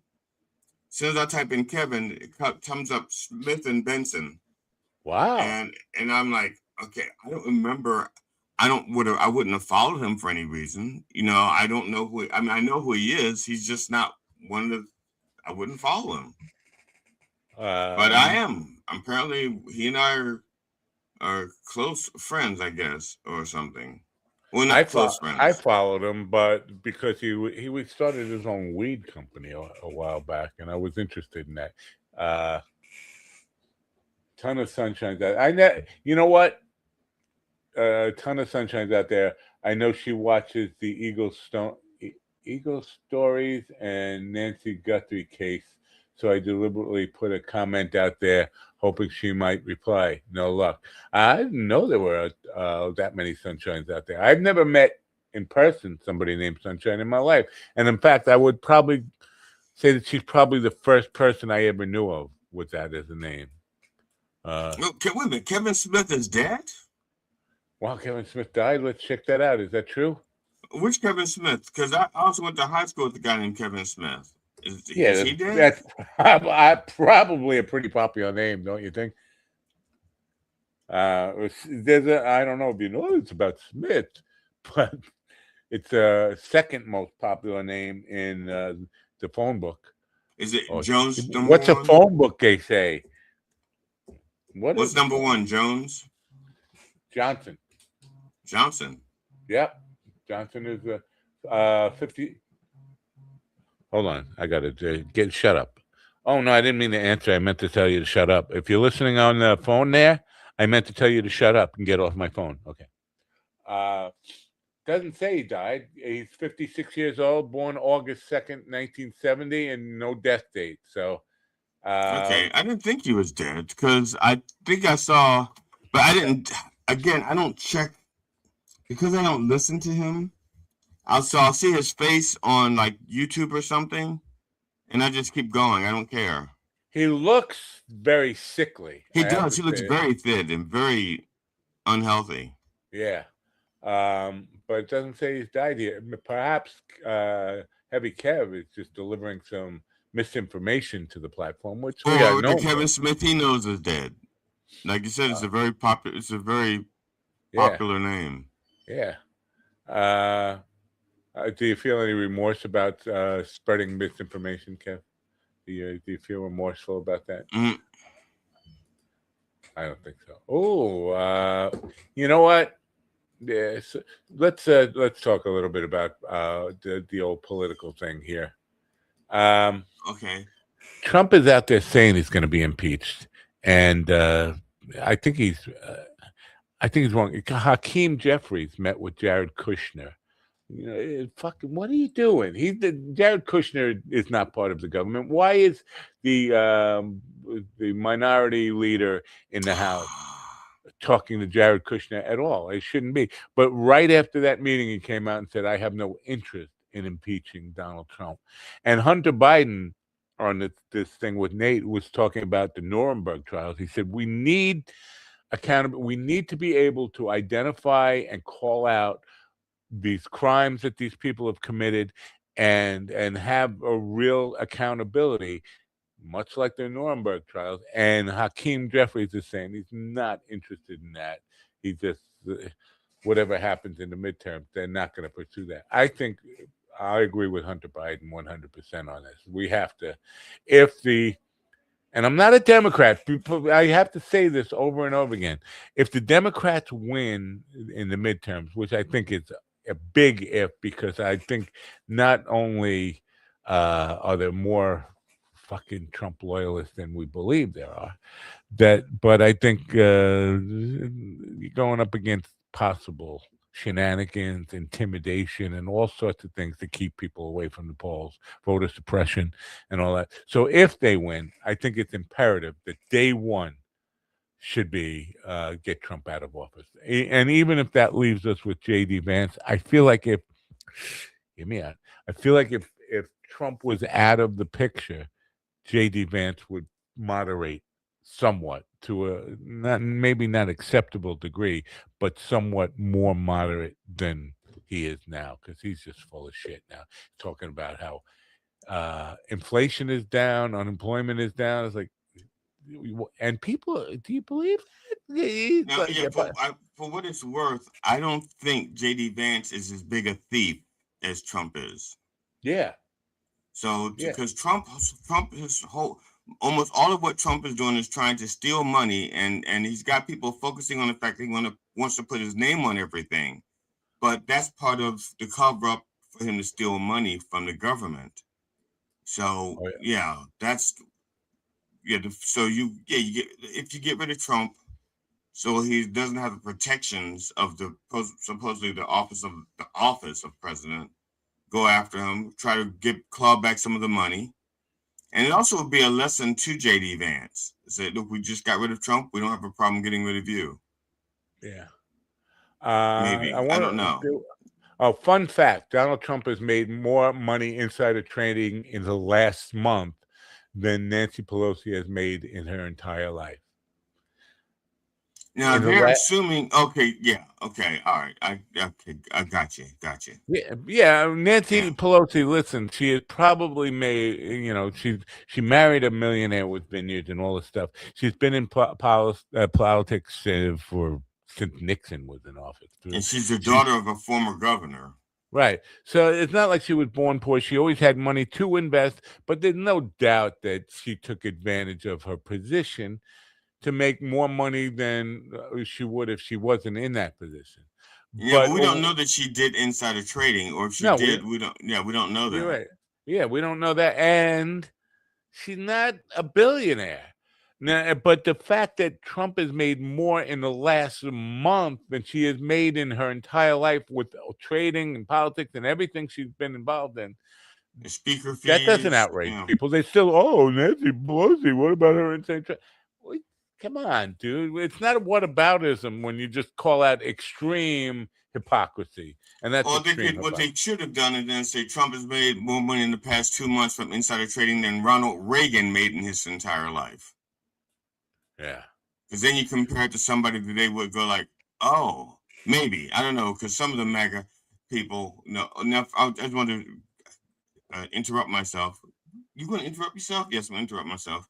When Heavy Kev said that Kevin Smith died, he was talking about Kevin Todd Smith, an Australian actor, or I'm sorry, a Kiwi actor, who died like in 2012 maybe, or something like that. I can't remember the date now. And Heavy Kev says he had to explain what "make Australia great again" means to my kids today. Ooh, that probably hurts. I'm pretty sure that hurts. Having to explain what "make Australia great again" means? The Australia part, probably. I don't think they get along. It's kind of like, I don't know. I can't think of people who neighbors who just hate Hatfield and McCoys, maybe New Zealand. I don't think they hate each other. I really don't. Really? No, I don't know. But then again, I have no idea. Foster, who? I think they're too. I think they're too isolated from the rest of the world geographically to want to hate each other. You know, it's like it's us. You know, we got the same weather. We have the same threats. To the same hurricanes, cyclones, tornadoes, typhoons. We got the same threats.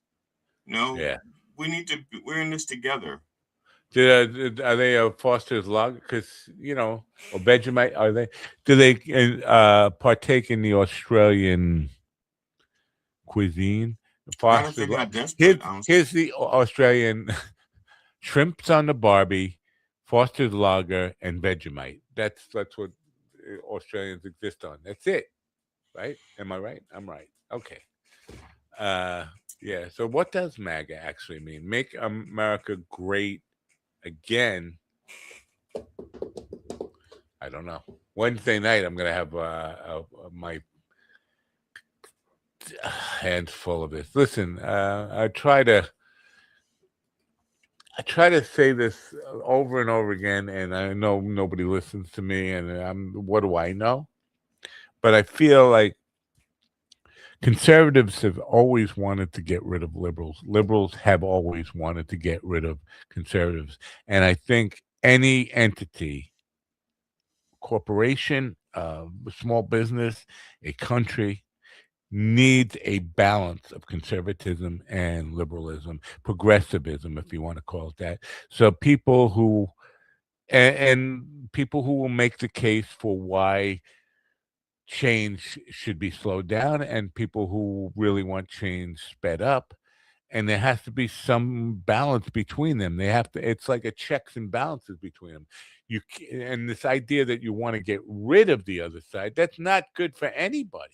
That's not good for anybody. So I don't want to see conservatism destroyed. I want to see conservatism get back to where it was in the Eisenhower era. I was going to say the Reagan era, but that was bad.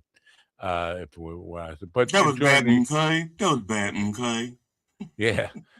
I think but if you go back to the 1950s in America and Eisenhower's brand of conservatism, I think that worked. And because he was called out his own Senator Joseph McCarthy and said, "Don't follow this guy. There is no Red Scare in America," and we're back to that now. This whole phony. They drum up the word communism like they know what it means. None of them know what it means. And I like the liberals are all saying like communism doesn't exist in America. That's the wrong message. Communism exists. It's coming from the Trump administration wanting to take over and privatize some companies within the government, unprivatized, go after private companies and buy stock in them, give the United States government a ruling share in and that's what communism is. When the state controls productivity and all that kind of, and business and commerce, that is communism. Hello. So yeah, communism does exist. The liberals are saying it doesn't exist. They should be pointing out that the most communist we've ever been has come from the Trump administration. In 250 years, the closest thing that we've come to in Marxism, maybe it's a little not Marxism, communism, but or a communist dictatorship is the Trump administration. So there you go. It was hard to explaining, but I used the balance and different opinions, and they got it. Used the balance and different opinions. Translate that. I know you speak New Zealand. Can you translate that for me? Yeah. Nyet? No. Did you say nyet? Nyet. I can't think. Yeah. That's Russian, I believe. Nyet is Russian. Yes, Russian for basketball. is Russian. I'm just saying what yes, Marv. That's the same as Marv Alberts. Yes, nyet. It means it goes through the hoop. Nyet, nothing but nyet, right? Am I wrong? Somebody said, yeah. I'm wondering if you'll know this name. Somebody said on Twitter, you can't say Michael Jordan. Name an athlete who has really changed the sport. And the first thought was Rick Barry. I was going to say Julius Erving, but I said Rick Barry, and people said, "Who's Rick Barry? Do you know Rick?" Well, actually, Jerry, Pistol Pete, but Jerry, West. Yeah, Jerry West. But to be honest, my first thought was Kareem Abdul-Jabbar, because he was such a weapon that they literally changed the basketball rules to try to stop him, because they could not stop him. So they changed the rules for like a year or two. It's like no dunking. No, you can't dunk for like in college you could for about a year or two you could not allowed to dunk. You're not allowed to dunk in college basketball. He says Hulk Hogan. A real sport. That's not wrestling is not a sport. It's athletics. Listen, I know they're great athletes, but it's not a sport. It's entertainment. When they go by a script and all that, that's not sport. But what about Will Chamberlain? If you're going to go down, I know they didn't change the rules for Will Chamberlain, but you talk about unstoppable. This was a guy who literally, I believe he scored over 100 points in one game, like what a team would do. Yeah, and there were over 1 million people at that game. That only 3,400 people. The place could only hold 3,400 even people who aren't born yet, right? Even people who aren't born yet were at that game. I was there. I was at the game, and Tiger Woods is and that was the other one I thought of. Tiger Woods. I still have trouble calling golf a sport because you don't have any direct defense, but it is a very skilled game.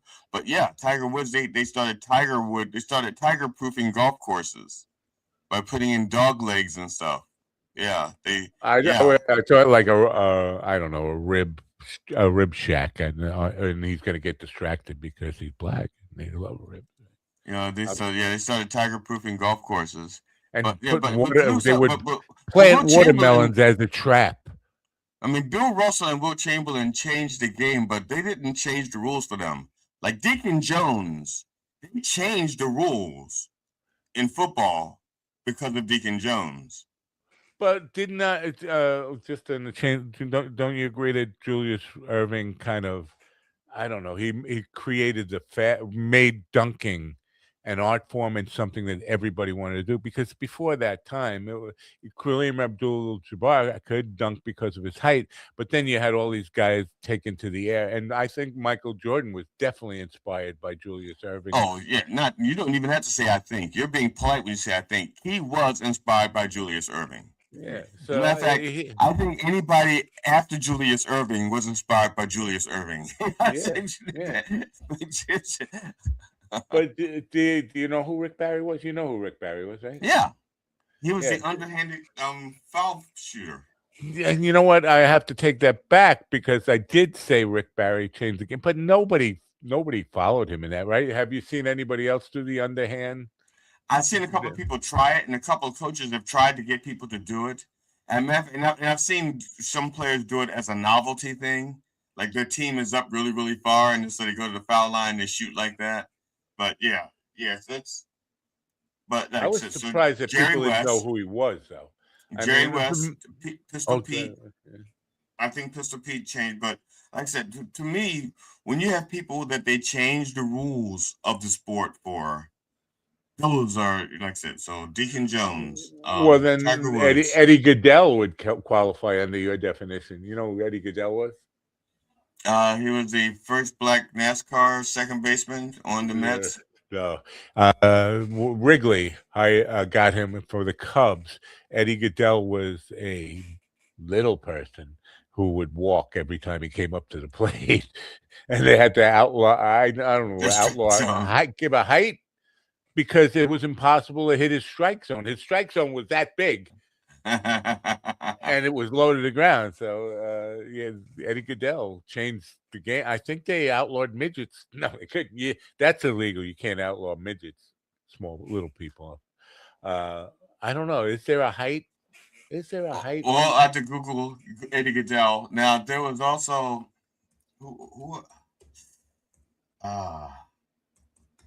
damn it! I was going to see. I really was going to. I really did have a black NASCAR driver in mind, but I can't think of him now. Yeah. Let's see. Jackie Robinson, but again, he didn't change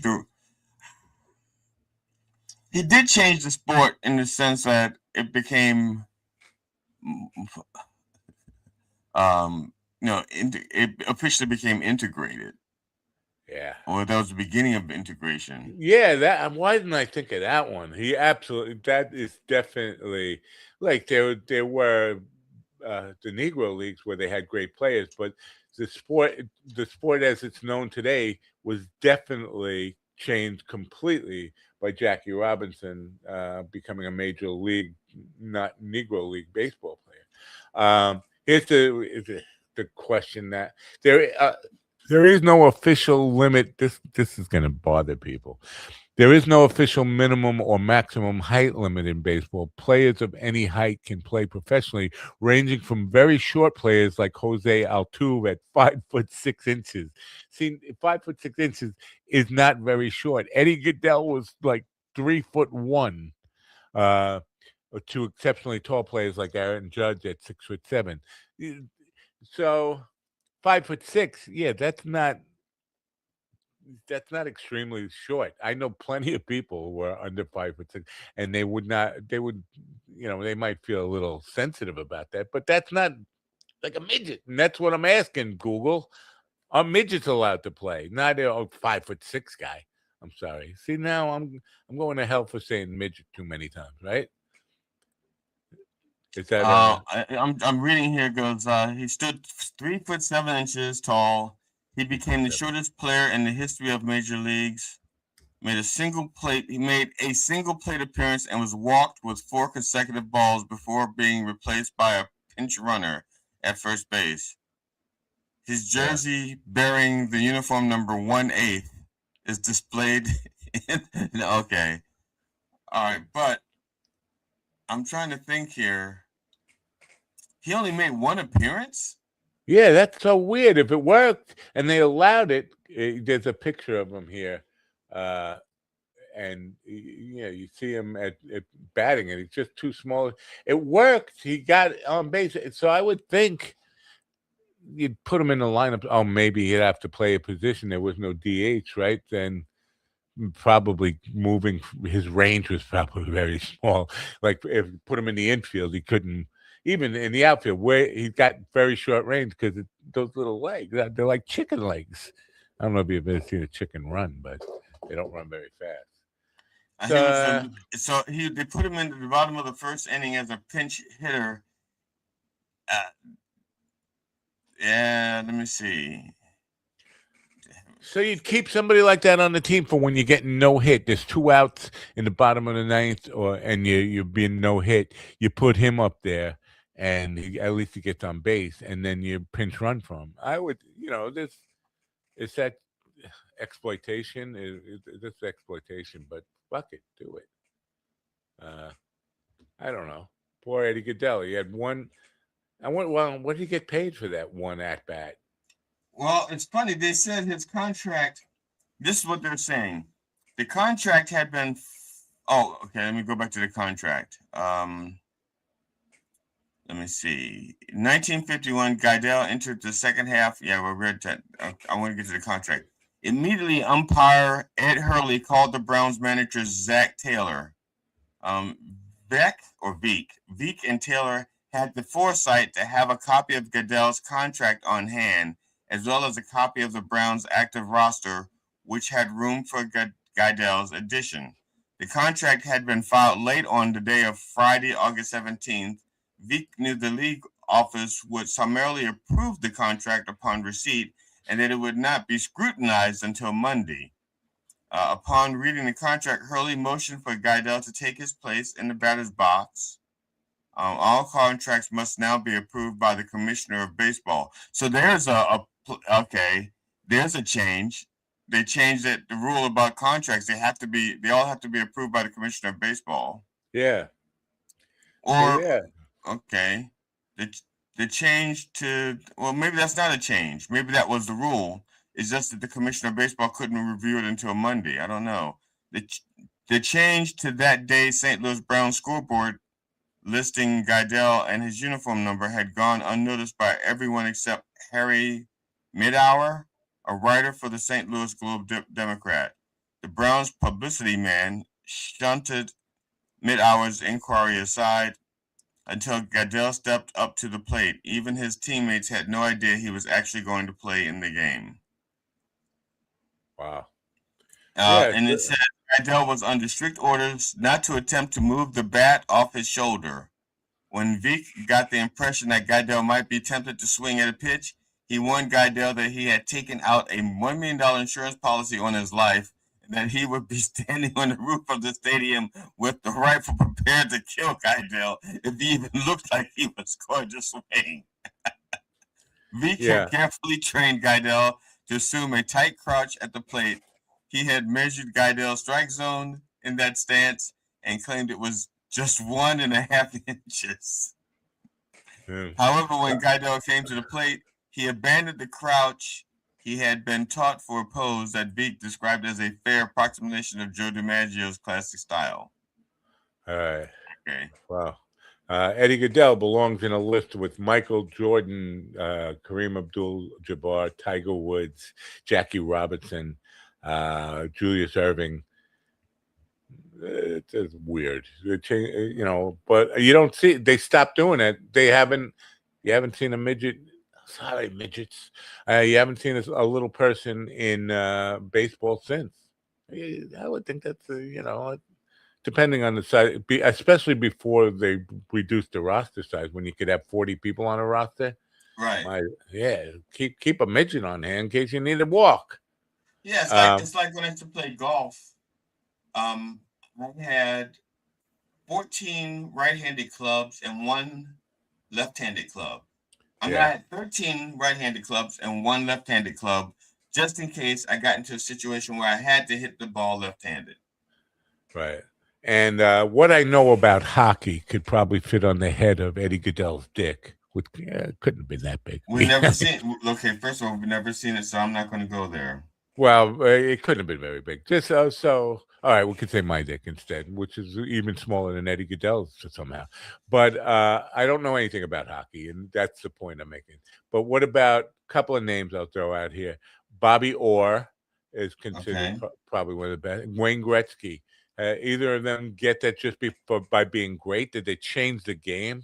We don't know. Matt, just in case I am expecting a delivery in about 22 minutes, according to this. So delivery of what? The vanity for the bathroom. Oh. We are so close to finishing our bathroom. All right, well, we're going to get off in 7 minutes because that's what we do around here. We get off. Okay.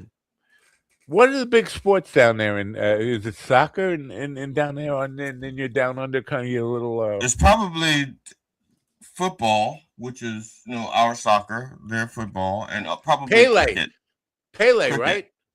Pele changed the game. No. Yeah, he did. He inspired. Yeah, he did change the game. So I wonder if I said that name, if people would know. And I also think whoever the first person was to do steroids and fuck it up for everybody. Well, that's a good one. And also the spitball. Whoever, because they were ball. There was a time you could like scuff the ball and put like Vaseline and stuff on the ball. Oh, rugby and cricket. Rugby and cricket. Well, it's like you're living in the 18th century or 19th century, right? Well, I like rugby. I really like rugby. I'm not real versed Eleanor Rugby. Eleanor Rugby lives in a tip in New Zealand.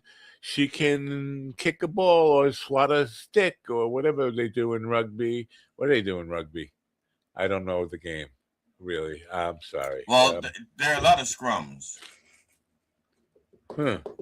I guess I should know. I should look up rugby and cricket because I think cricket was the precursor to American baseball, right? Was rugby the precursor to American football somehow? Yeah. Oh, yeah. Yeah. And they throw, it's not a pigskin around, right? What do they throw? They throw just like a pillow? Roo skin. A Nerf ball. It's a kangaroo skin. Now, do they beat people up? Like cricket, I think they beat people up. Oh, rugby, yeah. Oh, rugby is the one they beat the shit out of people in. Oh, yeah. Yeah. Rugby it's a rough game. Dave Smith changed hockey because with the Philadelphia Flyers in the 70s, he couldn't play hockey. His role was to go out there and beat the shit out of people. That they hired a street fighter and put him on skates and said, "Don't worry about the puck, just beat the shit out of people," and it worked. Philadelphia Flyers actually won Stanley Cups because they had but that's changing the sport. I don't know, and that's not illegal in that sport. It's more technically they're called enforcers. Just so you know, right. they actually have a job title. They're called enforcers. But I think he was one of the first ones. Right? I know they had lots of fights in the NHL, but I think he was the first one who really didn't know shit about hockey. He was just a fighter. That's all he was. He should have been a boxer, but he sucked at boxing, right? What do we have, a picture? Oh, Mind Dog number 1. You're number 23. That's Jordan, but Jordan never wore a black uniform. He would see the red uniform should be on you for the 23, and I don't know black. Well, that's pretty close. I was actually number 5 when I played ball. And you wore a black uniform. You were the Johnny Cash of basketball. Let me see, white and red. Right, white and red. So red and white. Basically, this is. I did have a black and white uniform. Yes. Midgets in basketball would not be the same. There's no advantage. Like Eddie Goodell as a midget in baseball had an advantage that nobody could pitch to him. Being a midget in basketball is not. No, you could be short and had an advantage especially when you were a point guard and handling the ball. But that was under old NBA rules. They're not like now. So now, sometime in the last 30 years, there was a guy very short in basketball. I think it was like Muggsy Bogues. Muggsy Bogues, yeah. Now I said very short. I sound like a hypocrite now because I think he was 5'6" or something, 5'5", and I already said I played against Bogues in a pickup game. Wow. He's not very short, but I just kind of trying to cover my tracks on my hypocrisy here. Earlier, I said 5'6" is not very short. It's not very short for the NBA. Is far below the norm. I mean, you got to be at least 6 foot, right? And even that's considered short in the NBA these days. Yeah, 6 foot is short in the NBA. Yeah. I also played a pickup game against Sam Cassell. I played a couple of pickup games against a few NBA players, and the only one that ever intimidated me, I swear I can't remember his name. He was a 7-footer or 6'11". He was very tall, and he was the backup center for, I think, the Sixers, if I remember correctly. And I just knew I had this shot. He was so far away. I just knew this shot was going in. And he moved so fast. That was what amazed me. Not his height. I'd played against tall people before because everybody is tall compared to me. And I've had to guard 6-footers and 6 foot. I don't know, Stephen Ortiz compared to you. Yeah, I the tallest person I've ever legitimately had to guard was like 6'6". Like it was a foot tall, almost a foot taller than me.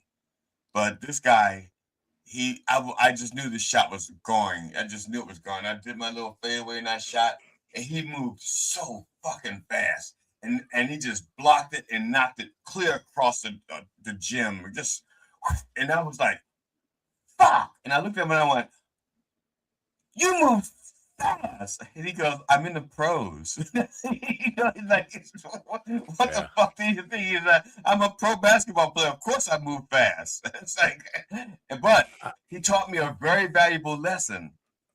So it was like maybe a year or two later, I was dribbling, I was going to the basket, and I went up and I'd committed to the shot. And this guy comes out of nowhere and he's going to block it and send it across the gym. And I had the flashback of what happened before. So what I did was, since I couldn't put the ball down, I had to let go of the ball. I literally shot it into his elbow so that he couldn't block it. And so I shot it into his elbow and the ball came back to me. And he was still in the air, like flying past me, but I hit the ball off his elbow, took it and went around him, dribbled it around him and laid it up. He goes, fuck. And the guy looked at me and goes, I blocked that shot. And you still made it. And he didn't block it. But I didn't tell him that he didn't block it. I just laughed and said, yeah, I got lucky on that one. Yeah. But I deliberately hit it into his elbow.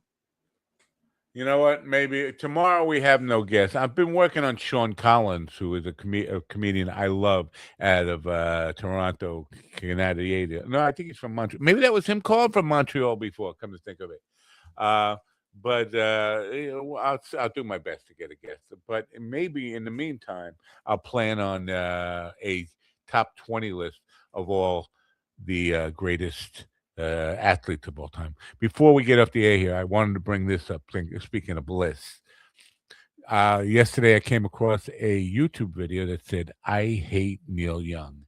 And it's this English guy, this British guy, who is talking about why he hates Neil Young, and particularly Harvest, because he looked at a Rolling Stones, one of these Rolling Stones lists, and admittedly, we have problems with these Rolling Stones lists, and Harvest was the number 72 on the greatest albums of all time.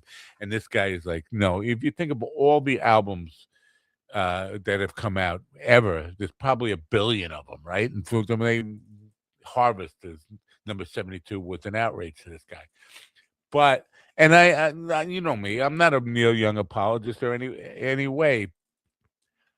His reasons for not liking Neil Young, I thought, were wrong, because he kept saying that he doesn't like people who use the same chord progressions over and over and over again, the ones that everybody's using. And I'm thinking, and he was talking about the song Out on the Weekend, which is not like a chord progression that everybody uses over and over again. But I'm thinking he was, and not to sound like a Neil Young apologist, he was doing that before this kind of radio that we have today, where everybody's using 1, 5, 6, 4, that whole thing all over and over again, abusing.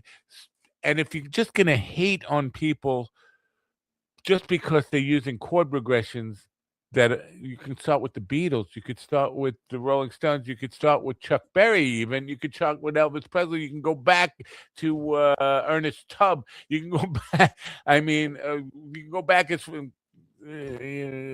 far as everything in the 20th century, the 1900s, was repetitive chord progressions. There are very few. Unless you look into the genre of progressive rock, Rush, ELP, right. Yes, yeah. And all that kind of stuff. Very few unique chord progressions. So if you want to limit yourself to just progressive rock, that's one thing.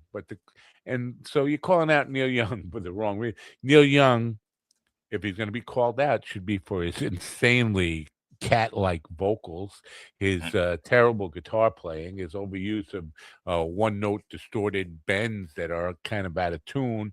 Lots of that. Hey! You watch that one-note distorted bends? That's like the bread and butter of Carlos Santana. You watch that. But they were in tune. You keep those notes. You keep those notes out of your mouth. Yeah, but Carlos Santana, when he did those bends, he was in tune. It was you never felt that. Ow, something a little little off tune about that. And I could, I don't want to join, but I would love to get this guy and Ron on the same show and just have like a Neil Young bash party. And then I could yell at them both for having the wrong reason to hate you. All right, it's time to say goodbye. What is Happy Kev saying? Is he saying something? No. See you guys tomorrow. Yeah, it's Tony's back, right? So yeah, Tony's back from vacation. From drone strikes to the head. Did you see the close? They did a close up of his face, or is an AI close up of his face? It looked like he had too many tans and too many wrinkles installed on his face while he was on vacation. And a beard, right? They grew like a big white beard. I think so. All right. We'll see you tomorrow. In the meantime, walk guys, around. I can't speak for everybody, but I have a lot to do today, so hopefully I'll get some time to walk around nappy.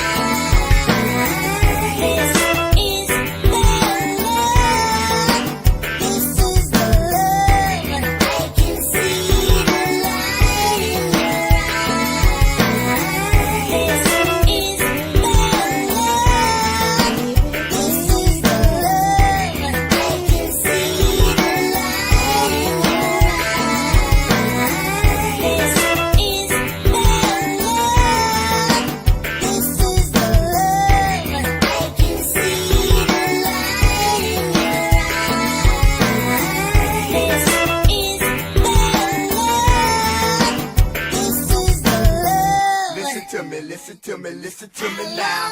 Listen to me, listen to me, listen to me now. Listen to me, listen.